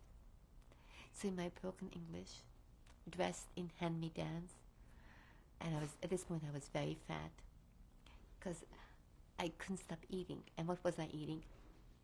Chocolate, cookies, candy, bread, and butter. I mean, we were very poor, whatever we could, just junk food, and bread and butter, and potatoes. So I didn't exactly look like Miss Popularity. But nevertheless, my father told me, go bring the children. And my mother baked chali, and the children had chali. They came? And they came. And they loved it. And then we built the sukkah, and they came to the sukkah. And wherever my father went, he spread the word, and he told us to do the same, to teach others, so that the Jewish people should live again. And then later on, my father built a shul, and later on a yeshiva for Jewish children. How was your father earning a living when you first came here? It was terrible. It was just terrible. He became a salesperson for wine. He would go from store to store, carrying these big, heavy bottles of wine, asking people to buy it. This great man, this man who had been a chief rabbi, was going around carrying bottles of wine, asking people to buy some wine. It's very sad. It was very, very difficult for me to watch, because I knew his greatness, and it was so painful to see him this way. And I also knew that he suffered a lot because he had many beatings, and his legs were full of pain. But he would never accept charity. He always worked. And then eventually, he had a synagogue. But till that time, it was very difficult. But he always smart, and he always said, Baruch Hashem, blessed be God. That was his legacy. In his later years, he became very sick. He had Parkinson's, and he had to be fed by a feeding tube. There was nothing else. For 6 years, he lived on a feeding tube. And even then, always Baruch Hashem, blessed be God. And when we would come to visit, then he would say, Esepes, my kind, eat something. And he couldn't even have ice on his tongue. Not even that, for 6 years. And always so serene, always so gentle, always full of love to every person. I must tell you that in my congregation over here, there's a gentleman who visits in nursing homes for Hanukkah. And he always takes gifts of cookies and candies for the patients. And this past year, he went to this nursing home, and he was left with one extra box of cookies. He didn't know what to do with it. So he said, let me find a nurse to whom I could give it, somebody who is kind and compassionate. And he found this black woman who was very kind to this elderly little Jewish lady sitting in a wheelchair. So he went over to her and said, excuse me, I would like to wish you a happy holiday. And gave her the box of cookies. And she said, Baruch Hashem. He said, what did you say? She said, Baruch Hashem. He says, but you're a black woman. You're not Jewish. How do you know to say Baruch Hashem? Which means? Blessed be God. And she answered, I had a patient once. He was a holy man. He suffered so much, but he taught me the meaning of life. He always said, Baruch Hashem, blessed be God. He was so full of love and faith that he changed my life. And since then, I also say, Baruch Hashem, blessed be God. So my friend from my congregation said, what was his name? And she said, Rabbi Abraham Youngreis. That was my father. In Bergen-Belsen, in Szeged. Here in these United States, always two words, Baruch Hashem, blessed be God. And because of that, he was always able to transcend his environment. He was a giant of a man, because he came from a people who are giants of the soul. His legacy came to him from Sinai, transmitted from generation to generation, from rabbi to rabbi, from father to son. But that legacy, Rachel, doesn't only belong to my father and to his descendants. It's the legacy of all our people. That is how we survived. People say, how did you survive? We survived because God wanted us to survive. If not for the fact that God wanted us to survive, there wouldn't even be one Jew left today, because Hitler had a plan to annihilate all of us. And as we discussed in our talk, the world was ready to see us dead, the entire nation dead. There was no one who was willing or even would consider reaching out. We made it because God never abandoned us, and we did not abandon him. And I must say that we did not abandon him is a very powerful statement. I want the world to know this. Despite all our pain and our suffering, we did not abandon him. Is there any other people on earth that would have lived through this and come to this country and build yeshivas and have Jewish children with Jewish names? I mean, can you imagine what I was able to do when you consider, you just consider this, that we came to this country and my father said, make certain that you teach Torah. I mean, after what we went through, how do you come to understand this? How do you come to understand It's the strength from Sinai. No other nation could have done it. And No when other you say nation. the strength from Sinai, what do you mean? The strength of the Torah, that faith, which is part of our neshamas, part of our souls. It's part of our beings. We have never lost it. And that is what has enabled us. Do you know, you go to Williamsburg, to Borough Park, to all these Jewish neighborhoods, you have little shuls, little synagogues with odd-sounding names. So what kind of a synagogue is this? What kind of a name is this? Once there were shtetl in Europe where children studied, where men and women lived by the word of God, where there were synagogues. Maybe just one Jew survived from the shtetl. You know what he did? He built a synagogue. He built a yeshiva. And life continues. And they have children and grandchildren, all of them with the word of God engraved upon their hearts and their souls. I went back to Hungary and I told my Zedi, my great-great Zedi, because my Zedi was killed in Auschwitz, but I told my Zedi, your grandfather. my Zedi, my grandfather, was killed in Auschwitz. All my grandfathers, my aunts, my relatives, my paternal grandfather was killed in Auschwitz with my little cousin in his arms, 3 months old. That's why they took him to the gas chambers. He was a great tzaddik. But my great-great-grandfather, his grave I found, and I told him everything that happened to us. You talked to him. I talked to him at his graveside. But I also told him that our children and grandchildren today who carry the names. I have had the privilege of giving the name of all my grandfathers and my uncles and my aunts who died sanctifying God's name, and they live on in my children and in my grandchildren. And that's what it's all about. And the other year, when I had my first son, I called up my father and my mother and I said, the Zeta lived, my grandfather lives, because I would give the name. And I'm not unique in this. We all did it. All of us who survived wanted to have children, so the children should continue to live for us, to continue that legacy. Every family, other nations, you know what they should have? They would have done? Given it all up. It would have been logical. Just give it up.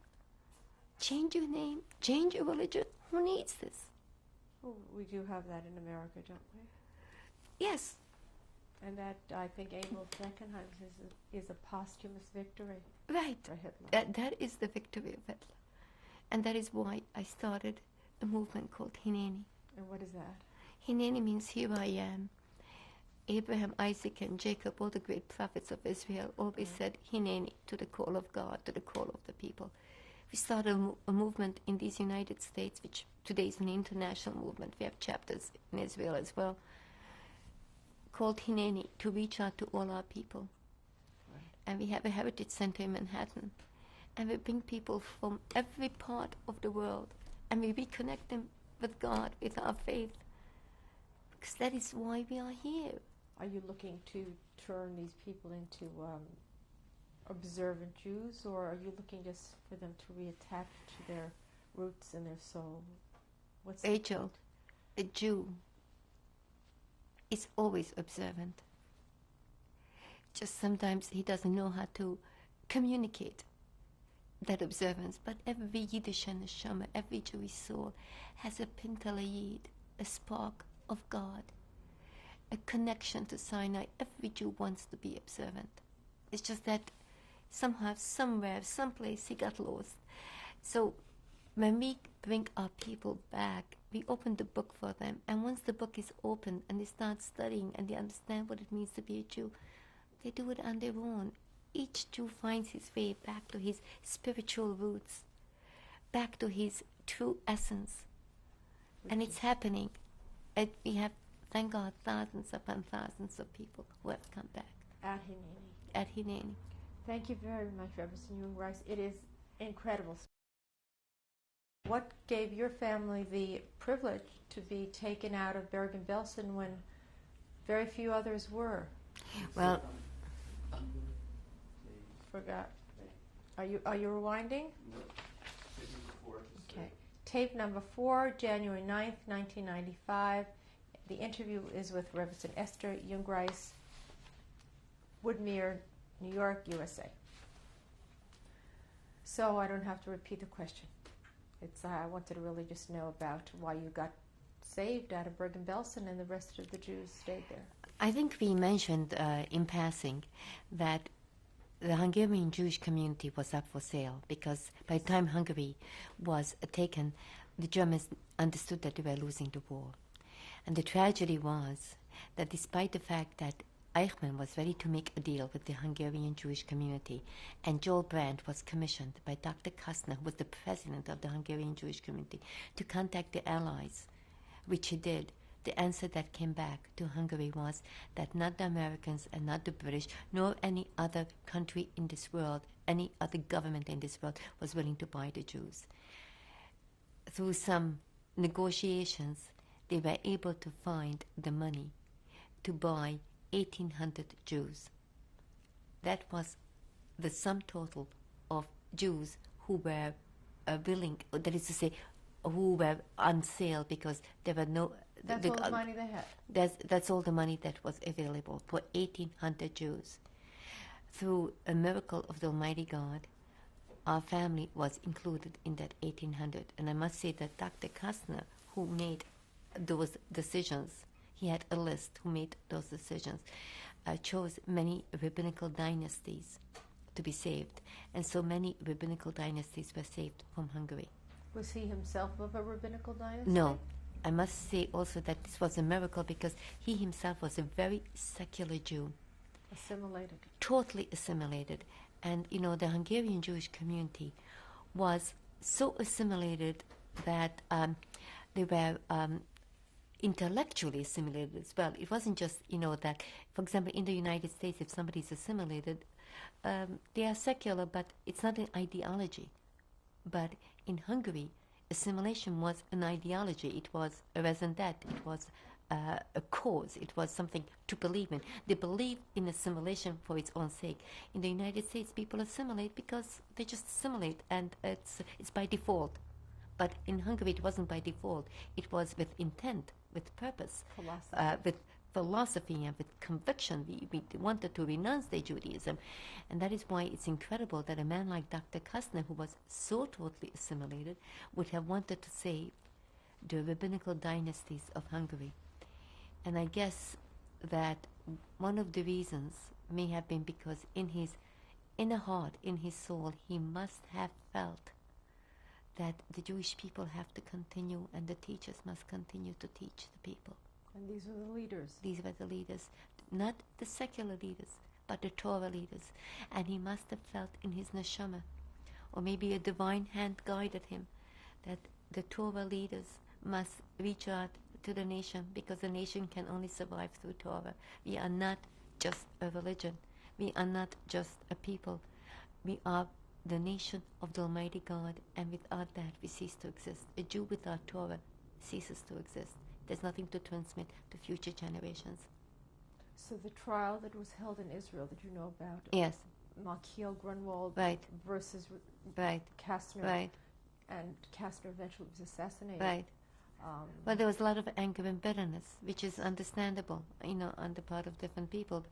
But What Because else he would? didn't pick them. Yes, but what else would you have done? Should the 1800 also have died? So at least he tried to save some.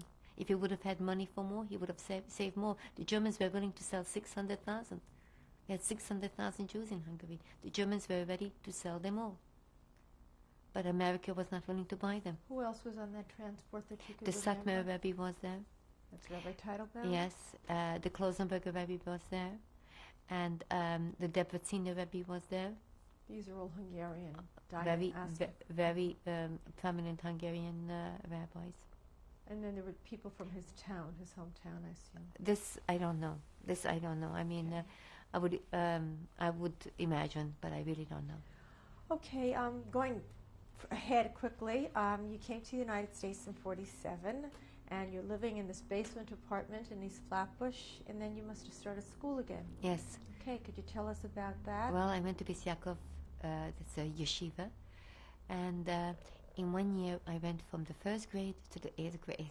I was 11 and a half when we arrived, and I graduated, and at the end of the year, I remember very distinctly they had a composition contest, which was sponsored by Barton's Barton's candies. chocolates, yeah. Yeah, and I wrote a composition explaining and describing my life, and I won. And I won a tremendous amount of chocolate, and it was like I couldn't have, been happy. It was like winning $1 million, and that was the beginning of my school career in these United States. Is that you said you're a chubby little girl? Yes, I was still Did very that chubby. help? The chocolate enormously. After the this was first the 8th grade, and then when did you go? Where did you go? And then I continued throughout to Beis Yaakov Teachers Seminary in Williamsburg To learn how to be a teacher. to learn how to be a teacher. And then I went on to study in Israel. When I finished Teacher Seminary, I went on to Israel to study over there for a year. And When was that? What year? in 1954, I became ill in Israel. Came down with mumps. With the chickenpox, measles and was it measles or chickenpox? One of these childhood illnesses that I never had. I became very, very ill. And they shipped me home because I was in a very bad condition. And once I got home, I got married to a fourth cousin.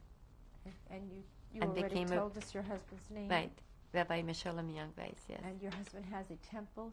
Has a synagogue. He's a wonderful rabbi, an incredible man. And as soon as we got married, he said to me, you have to speak. You have to reach out to people. We have to continue the work of our ancestors. And we are partners in this work. Is he affiliated with the Hineni? Well, he is not. He's affiliated to the extent that whenever we need him to speak, he's there and he's there to teach. But his main concern is really the congregation.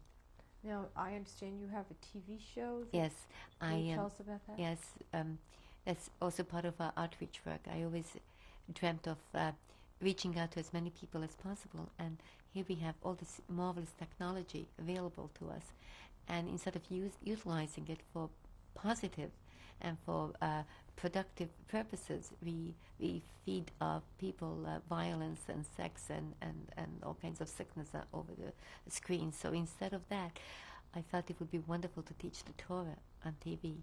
And so once a week, I have a cable program, and we go coast to coast, and we have a fantastic response. It's already close to 10 years. What's the name? The Hineni television program. And you teach Torah. I teach Torah. And in the beginning, I thought, impossible, it will not work, because how could I just keep the interest of people for a half an hour of teaching without guests, without an interview? So I thought I would interview people rather and let them talk about the Torah. But it turned out that my half an hour teaching Torah was much more appreciated than interviews, because people are looking, are searching, are yearning for the Word of God. So that's what we discovered. And you've written a book. I've written I a book, noticed The it. Jewish Soul on Fire. Can you tell us about that? Actually, William Morrow came to me and asked if As I a would. publisher. Yes, and if I would communicate my experiences, which I did, and It's today. It is in its 7th edition, so it has done very well. And you have children as well. I have children, thank God, Can you tell us? and they are all involved What they with do? me. They are all part of my outreach work. They're all part of Hineni, and they are all teaching Torah, and they're all just wonderful, wonderful sons and daughters who follow in the footsteps of their ancestors. I don't recall if I asked you their names. No, I don't think you But did. just in case I didn't give it to Right. us. I have a daughter, Chaya Sarah, who is the mother of 4 magnificent children. God bless her. And she teaches at Hineni, and her children all go to yeshiva. I have a son, Yisrael, who is a rabbi who teaches at Hineni. And he has 3 children, with the 4th on the road. And I have a daughter, Slava Chana, who again teaches at Hineni, and she just had her 4th baby. And I have a son, Osher Anshel, who teaches at Hineni, and he has 2 children and with a growing family as well. And are all the male members, All rabbis. they're all rabbis. So this We line never of- had a broken generation. That is to say, the chain never broke from the days of King David. It goes all the way back. Every father passed it on to his children. And father to son, always rabbis, and the girls always Rebbitzins. Rebbitzin, you guys, you've expressed a lot of how you feel about many things, and what I want to ask you is, it's World War is over 50 years now. Is there anything that I didn't ask you? Is there anything that you would like to impart to your children, your grandchildren, your great-grandchildren, to whomever will have the privilege, and I really mean privilege, of seeing this work with you? Yes, I would like to say a great deal. I would like to call upon all those people who will see this, never to forget. Never to forget that there is only one way to remember our people, and that is to live for them. I ask you to please light the Shabbos candles for them. Make Shabbos. I ask you to study the Torah for them. Make Torah part of your life, and make the mitzvahs part of your life. And for the people who don't know how to light the Shabbos candles, could you tell the bracha for it? Start studying. It's not just a bracha. It's a whole way of life. It's so easy to study today. There are so many rabbis who would love to teach you. Just go and learn and bring God into your home, because otherwise Hitler will have had victory. There is a teaching in Eicha, that's Lamentations. Gadol kayam shivrech miyapelach. Greater than the sea, deeper than the sea is the pain of my people. Who can heal her? Who can bring healing? Who can bring balm to our people? You can. You, the ones who survived, can. By studying for them, by praying for them, by living for them. When I say living for them, studying for them, praying for them, not praying for their memory, but continuing the life of the Jewish people.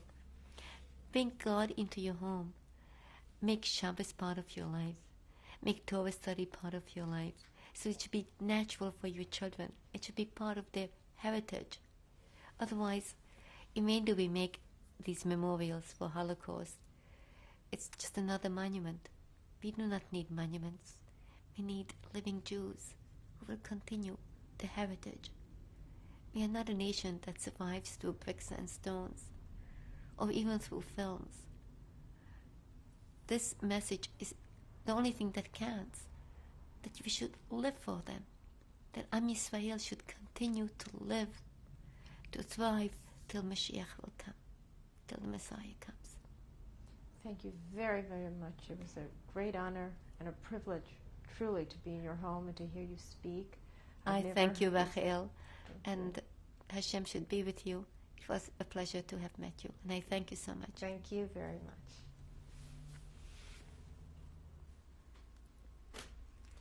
I'm very privileged this week to have with us my mechitten, my in-law, from São Paulo, Brazil.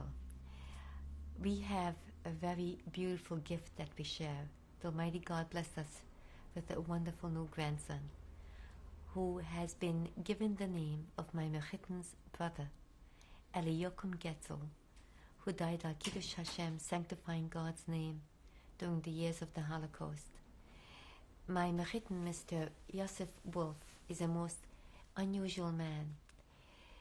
His stories of survival during those horrendous dark years are unparalleled. When I heard his stories, I just couldn't believe that he was able to live through all that and accomplish all that. He has written a book.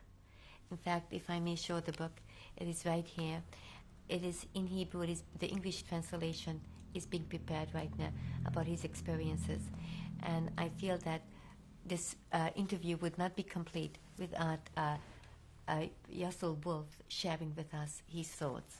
And the book is, the translation is Risen from the Dust, and it's translated from the Hebrew by Raphael Fish. We're going to try to get a close-up of that picture. And I'm going to speak to Mr. Wolf in Yiddish, and Mr. Wolf will answer me in Yiddish, and I'm going to translate as we go. Ich bin auch sehr mechabed, Sie euch treffen. Sie kennt in Sogen eine Sache, eine Vorspeis von das Buch, was ist wegen der Jahren, wenn Hitler hat gewollt, das ganze jüdische Volk halten. Eine Sache, was ihr meint, das ist eine wichtige Sache für das Sefer. Ich bin geboren geworden in Krug, ja. Der Tate Mama hat gehabt 6 Kinder. Okay. Mr. Wolf was born in Krakow, and his parents had 6 children. 6, und ich bin der Jüngste. He was the youngest. Der Jüngste. Im Jahr 39, wenn In der Krieg hat 1939, ausgebrochen, when the war broke out, sind wir uns geflüchtet von Krug hier, Lemberg. They flew from Krakow to Lemberg, which was another town in Poland. Unterwegs sind gewesen die Bombardierungen von den Deutschen. There was a lot of bombings on the way. The Germans were bombing. Und sind wir nützlich geworden von den Bombardierungen. They were saved. Einer ist von uns getroffen geworden von einer Bombe. Im Motten operiert unterwegs. Also, One person, a bomb did hit, and he had an operation on the way. das Wer ist ist das gewesen, der Stacke, das ist gewesen, in Wadowitzer Ruf ziehen. The Rabbi Wadowitz, Wadowitz, his son. A rabbi called Wadowitz, Rabbi's son. He was the one who was hit. Ist gewesen, ein Bruder von dem Stacke Ruf, was hat gewohnt in Brooklyn. And he was a brother of the Shakavarov who lived Also in wie Brooklyn. das hat passiert in Yom Kippur, The bombing is die Bombardierung, the bombing happened man- on Yom Kippur. ja, und hat bekommen, in Harz hat bekommen der Ramek, ein Stückchen von der He Bombe, got like shrapnel hat in man the ihn heart. operiert in Zlotschew, das ist neben Lemberg, hat ihn operiert. They Und sind wir operated in on schon him. stecken geblieben, haben wir nicht gekannt weiterfahren, weil wir gewollt fahren, nach Rumänien, wir so können kommen, kann zu Israel. So because of this, they got stuck in Lemberg because they were waiting for this young boy to get out of the hospital, and they really wanted to go to Romania because they really wanted to leave for Israel, but they had to stay. Sind wir geblieben in Zlotschew, weil mein Tate hat behauptet, als aufs Neue zu fahren, tun wir nicht in Yom Kippur. Because his father decided you cannot go on Yom Kippur. Just, you're not supposed to. Wir kennen noch, aber fort hat man gekannt Mamschach sein, also wie wir es geblieben schon in Zlotschew zu der Operation, hat man nicht gekannt weiterfahren. Während der Zeit haben die Russen uns besetzt. Meanwhile, I'm hoping I'm getting this right, the Russians came. Yeah. Denn die Russen haben damals besetzt bis Lemberg, bis Vereinbarung gewesen zwischen den Deutschen mit Russland, als sie haben besetzt den Teil von Polen. There was some kind of agreement made between Germany and Russia that they allowed certain Poles to, I think, leave. Ja, und meine Brüder hat man vernommen ka Russland, ka Sibir. His brothers were taken to Siberia by the Und ich bin Russians. geblieben mit den Taten, mit noch ein Bruder, mit der Joachim Getzel, bin ich geblieben in Lemberg. His father and Mr. Wolf's father and his brother Im and Mama, Mr. Getzel remained in Lemberg. im Mama geschickt zu Paketen nach Russland, wenn dort mir doch nicht gewesen, ist doch gewesen Das hat eingegangen. noch nicht verstanden. I'm nicht Und sind wir geblieben in Lemberg. ja, das so, ja.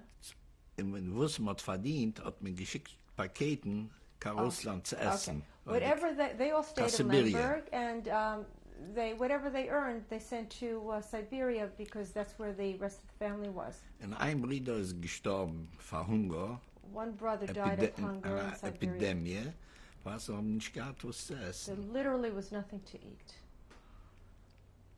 Wie nur während die Deutschen haben später besetzt das Gebiet. Die Deutschen haben ausgebrochen einen Krieg zwischen Russland und Deutschland. And then when the war broke out between Germany and Russia, Sind wir zurückgeflogen nach Polen.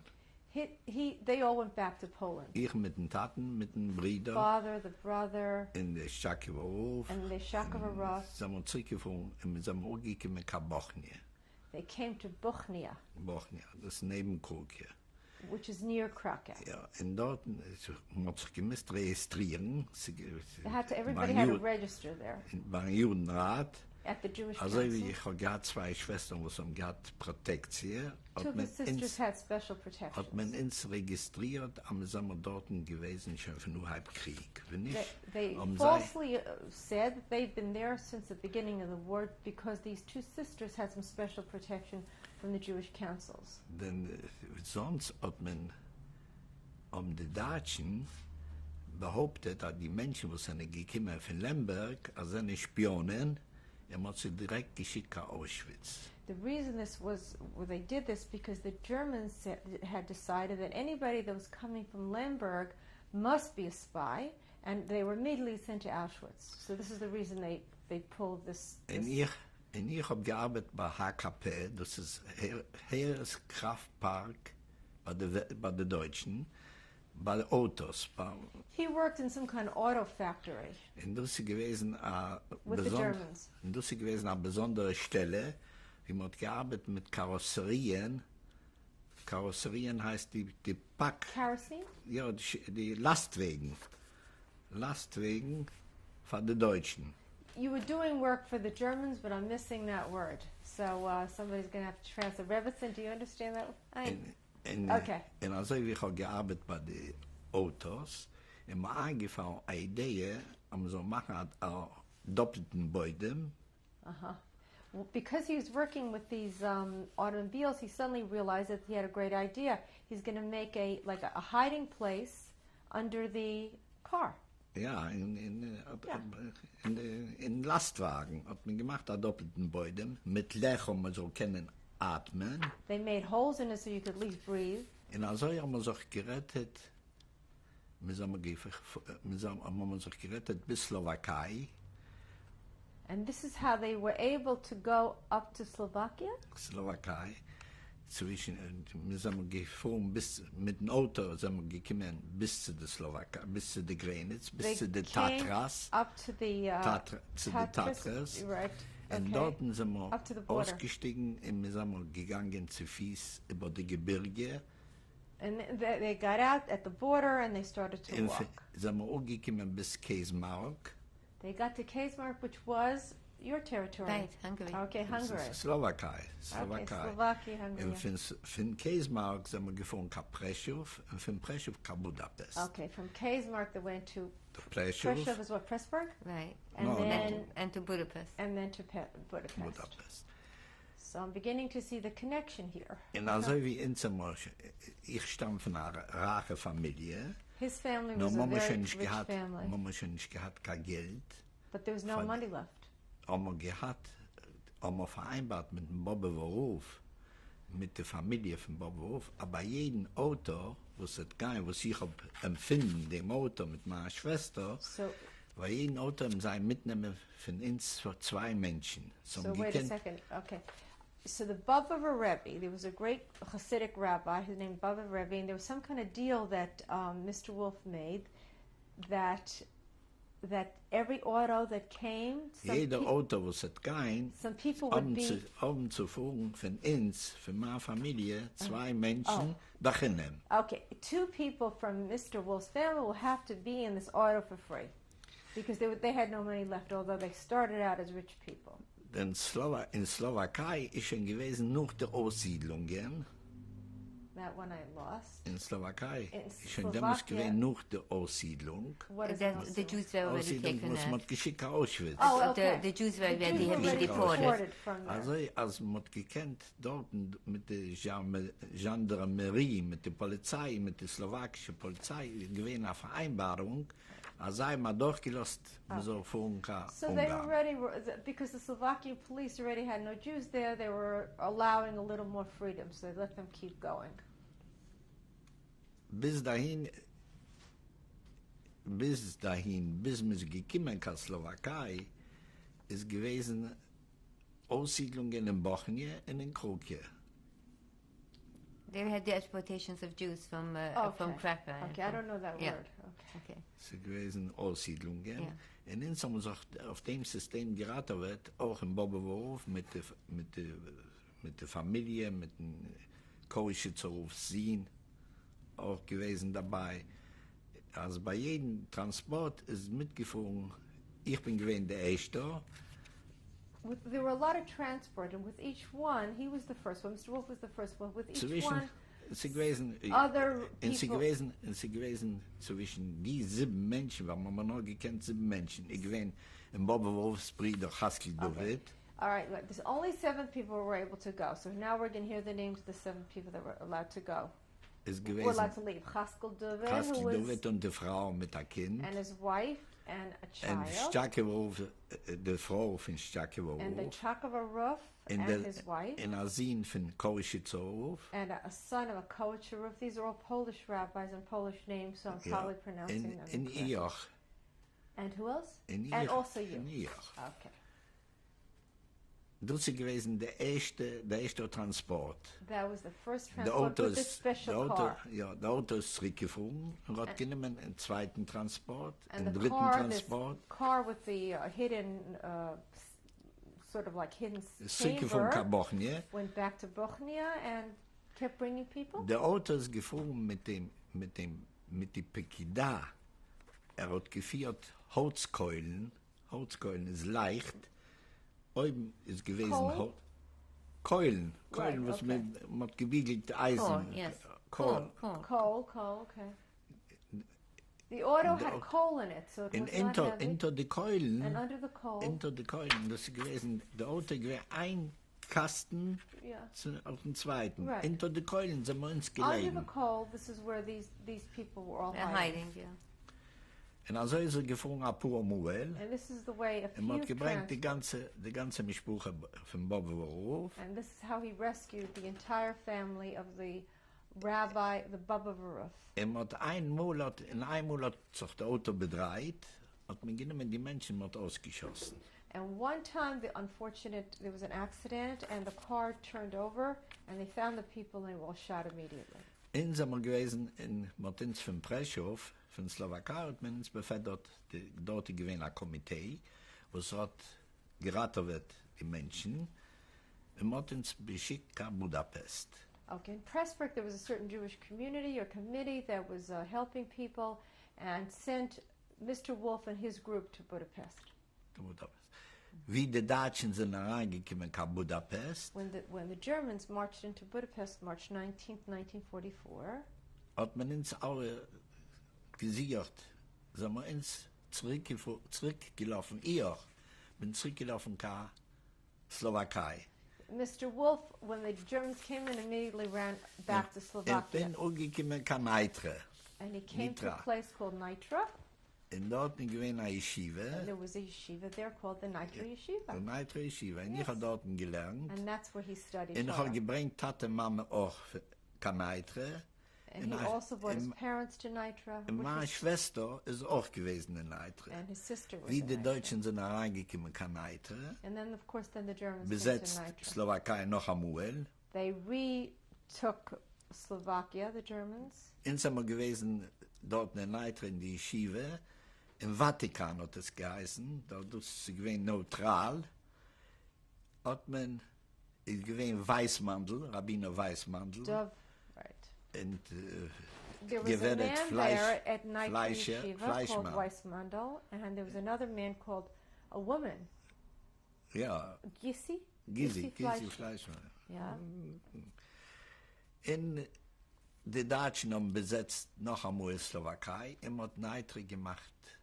And Judenfrei. the Germans again settled Slovakia, and again Slovakia was free of Ich Jews. bin gewesen, Ich brauche auch jetzt sagen, as the tape how it is gefinished, and this is the end von der Segment. segments. Ich will noch etwas sagen. At 9th, 1995, we're in the home of Rebbetzin Esther Jungreis.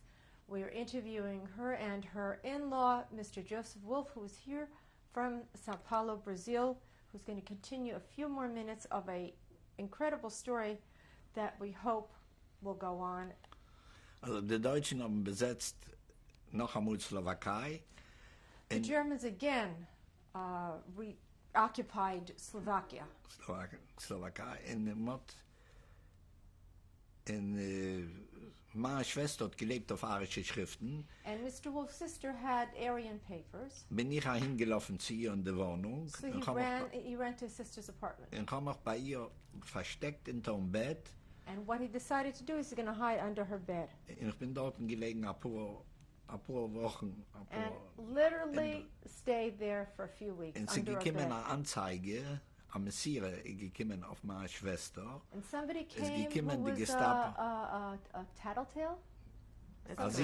Sie sei jüdisch Kind. Oh, somebody just said that his sister, who all along was In the being Gestapo sind die- identified as a Christian, you know what they said? She's really Jewish, and the Gestapo showed up.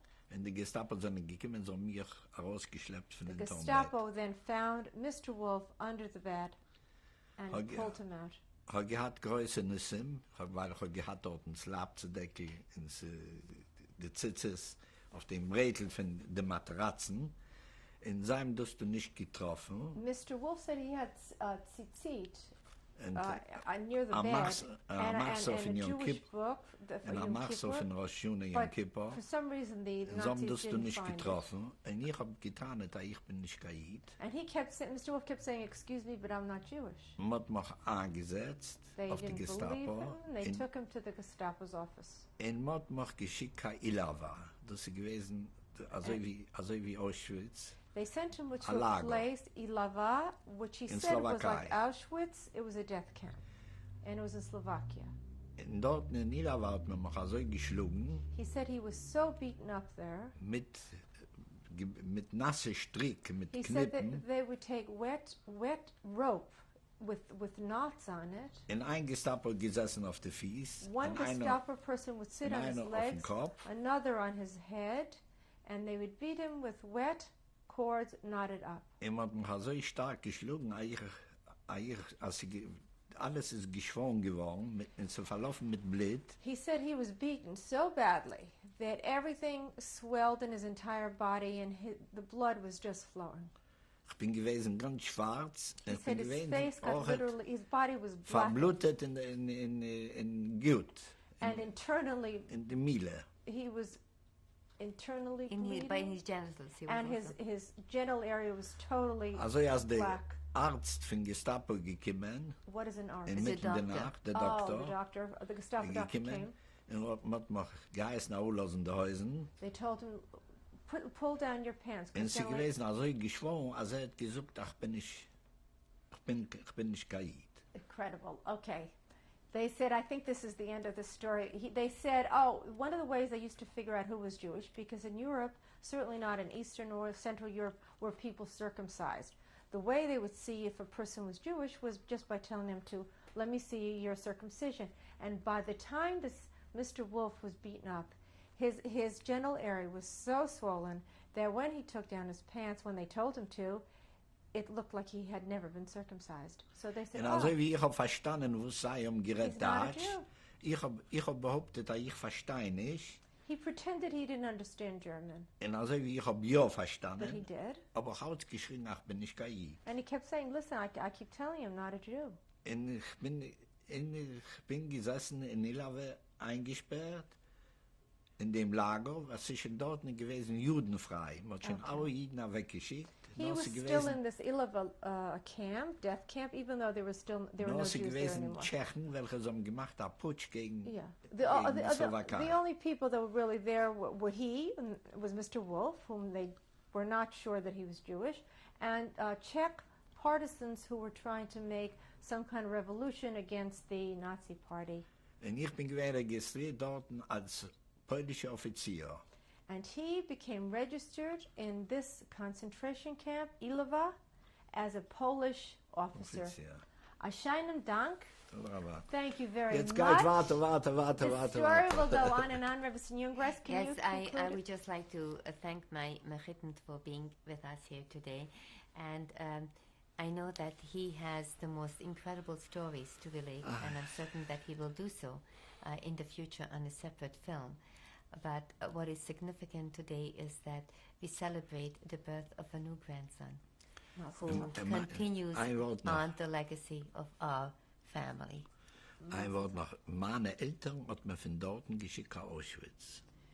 Mr. Wolf wants to just an addendum. Vater, His mother Mama. and father were sent from Ilava Von Ilava. to Auschwitz, and they were gassed and Vergast. cremated there, Mit allen anderen. with all the other Jews who ended up perishing in the death camps.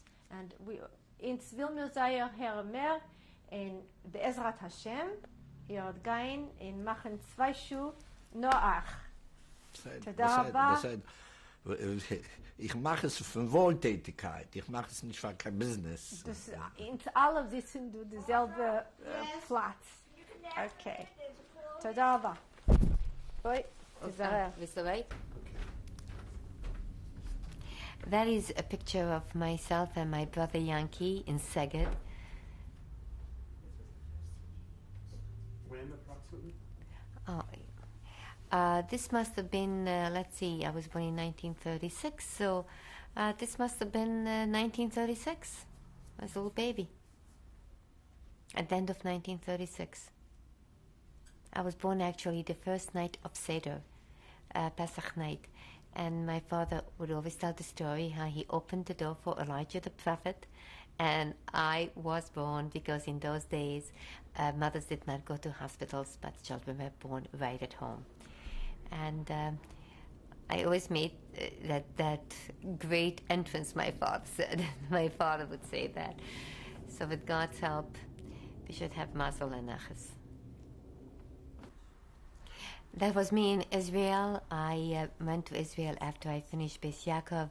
I wanted very much to do something for our country, and I really planned to stay there forever, except that, as I mentioned in our discussion, I became ill, and they shipped me home, but back to my parents. But I was determined to give myself to the people of Israel, and I was working with Yemenite Jews in those days. My brothers Yankee and Benjamin, that's Which is actually at left or right? Tell me which is which. to the left is my brother Benjamin, and to the right is my brother Yankee. This was actually at my wedding.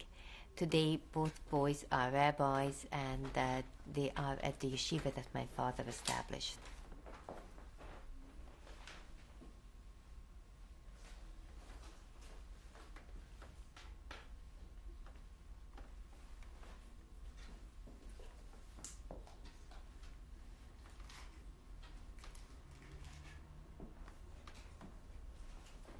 Okay.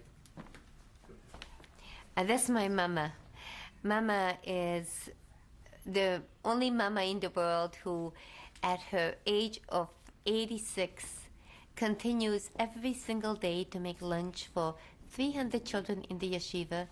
In her home, Russian Jews come regularly for all kinds of shmatas. My mother collects shmatas, that is hand-me-downs. No one is allowed to throw anything away. Everybody comes to Mama. Mama takes these clothing, washes it, irons it, fixes it up, and then the Russian Jews, the newly arrived immigrants, come, and they just take whatever they need. She is just a fabulous lady. Everybody calls my mother Mama. No one calls her Rebbitzin. Just Mama, because she's everybody's Mama. Okay. My father, Zecher Tzadik Livracha, his memory should be for blessing, giving the bracha, the blessing to my own husband, Rabbi Meshulam Halevi Young Rice. My father's blessings were the most precious gifts that any one of us could have possibly hoped for, and he always blessed us. From the youngest to the oldest, he always blessed us, and we always felt strengthened through his blessings. In the concentration camps and before the concentration camps, he blessed every person he saw, and throughout his life, he just enveloped everyone with his wonderful love. My father, the tzaddik, the Holy One, who was my teacher, my rabbi, my mentor, my guide. The blessing goes from generation to generation. Here my father is giving the bracha to my little Einikel, to my little grandson. And to this day, the children remember, my grandchildren remember the blessings of Zeder.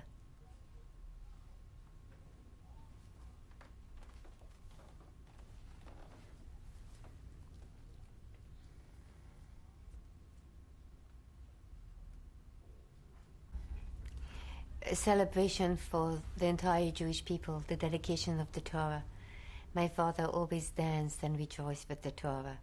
The Torah kept us going and will keep us going forever and ever.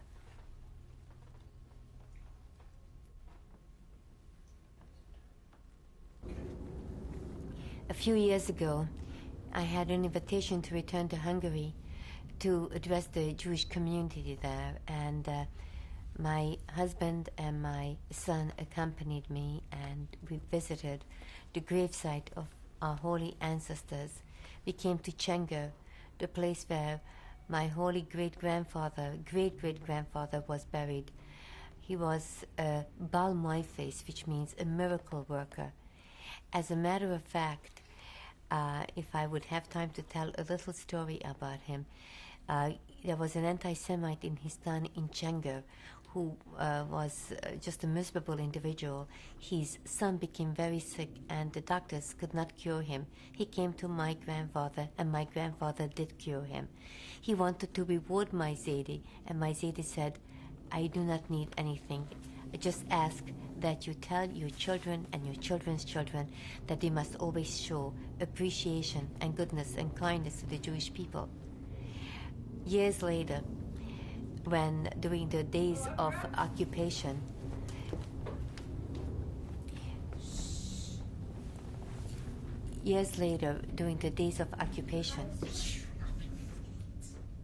when we were I'm sorry, we got confused over here for a moment, so let me just backtrack for a moment.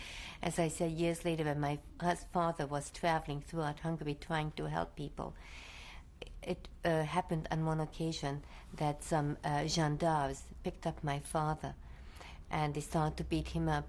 They said a Jew has no right to travel on a regular train. And a Hungarian army officer came over, and he said he wants to see this Jew's papers. And he took a look at my father's papers, grabbed my father by the collar, and he said to the gendarmes, I'll take care of this of this dirty Jew. Took my father and pushed him, literally pushed him, kicked him into his car. As soon as they were in the car, he said, I'm from the family of the Baron of Chenger, and you great-great-grandfather saved a member of our family, and I have a legacy for my father to be kind to Jews. He brought my father home. And here in this picture, we went to the grave of that grandfather to daven at his gravesite. Okay. A family gathering, all the boys, my son from left to right, that is my son Osher Anshol, my husband, Rabbi Meshulam Halevi Young Rice, holding one of the grandchildren, my son-in-law, Baruch Menachem Mendel, my son Yisrael, my nephew Osher Anshol, and my son-in-law Shlomo.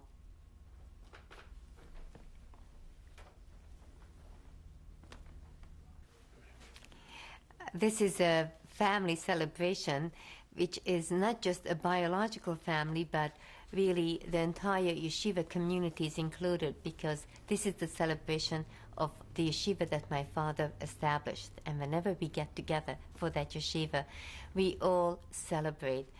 From left to right, it's my son-in-law Shlomo with his daughter Tziri, and my husband with my grandson Yosef Dov. And they're just having a great time. Everyone is having this simcha, this feeling of simcha and rejoicing. A yeshiva has been established after the Holocaust, and the yeshiva is called Ateres Yisrael, in memory of my holy grandfather who died al Kiddush Hashem, sanctifying God's name in Auschwitz, with a little baby in his arms. But as soon as we got to this country, as I said, my father established the yeshiva to teach children. My book, The Jewish Soul on Fire, it came out in '82, published by William Morrow. It really depicts not only my life, but all that which I studied at the feet of my parents, my beliefs and my values. Today the book is being translated into Hebrew, and it should be coming out very shortly in Eretz Israel, in the land of Israel. The book is in its 7th printing and has had a tremendous impact all over the United States. This is our Hineni Heritage Center. When we established our Hineni organization, we wanted to have a place where we could reach out. Okay. Our Hineni Heritage Center, located in Manhattan on West End Avenue between 70th and 71st Street. When we established Hineni, our first gathering was in Madison Square Garden. We filled the garden actually twice, SRO. And then we went on to Hollywood Palladium and to all the major halls throughout the United States and throughout the world. But our dream was to establish a permanent home for Hineni, where people could come from every walk of life to study Torah, to discover their Jewish roots, to connect with God, to find their spiritual self, their souls. And so Hineni has its Heritage Center today, and it's a very active place where people come from every part of the world. Why don't you join us?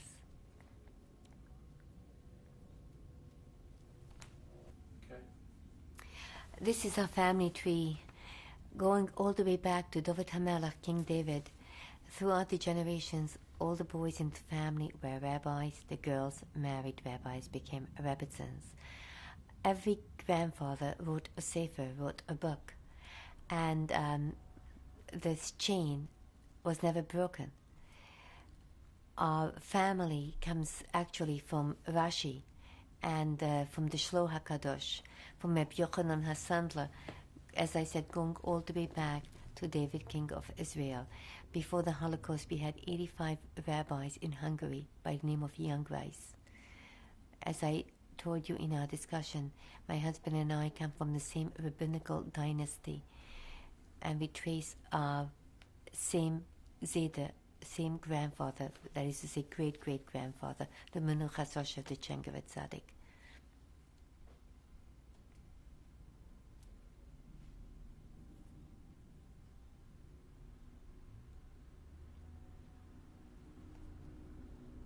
Okay. This is a poster made by our Hineni organization of my dear revered father and my grandson Yosef Dov. At the inception of our movement, someone came to me with a very serious problem. He said that his son abandoned his wife, and even for the high holidays, for Rosh Hashanah and Yom Kippur, wasn't planning to come home.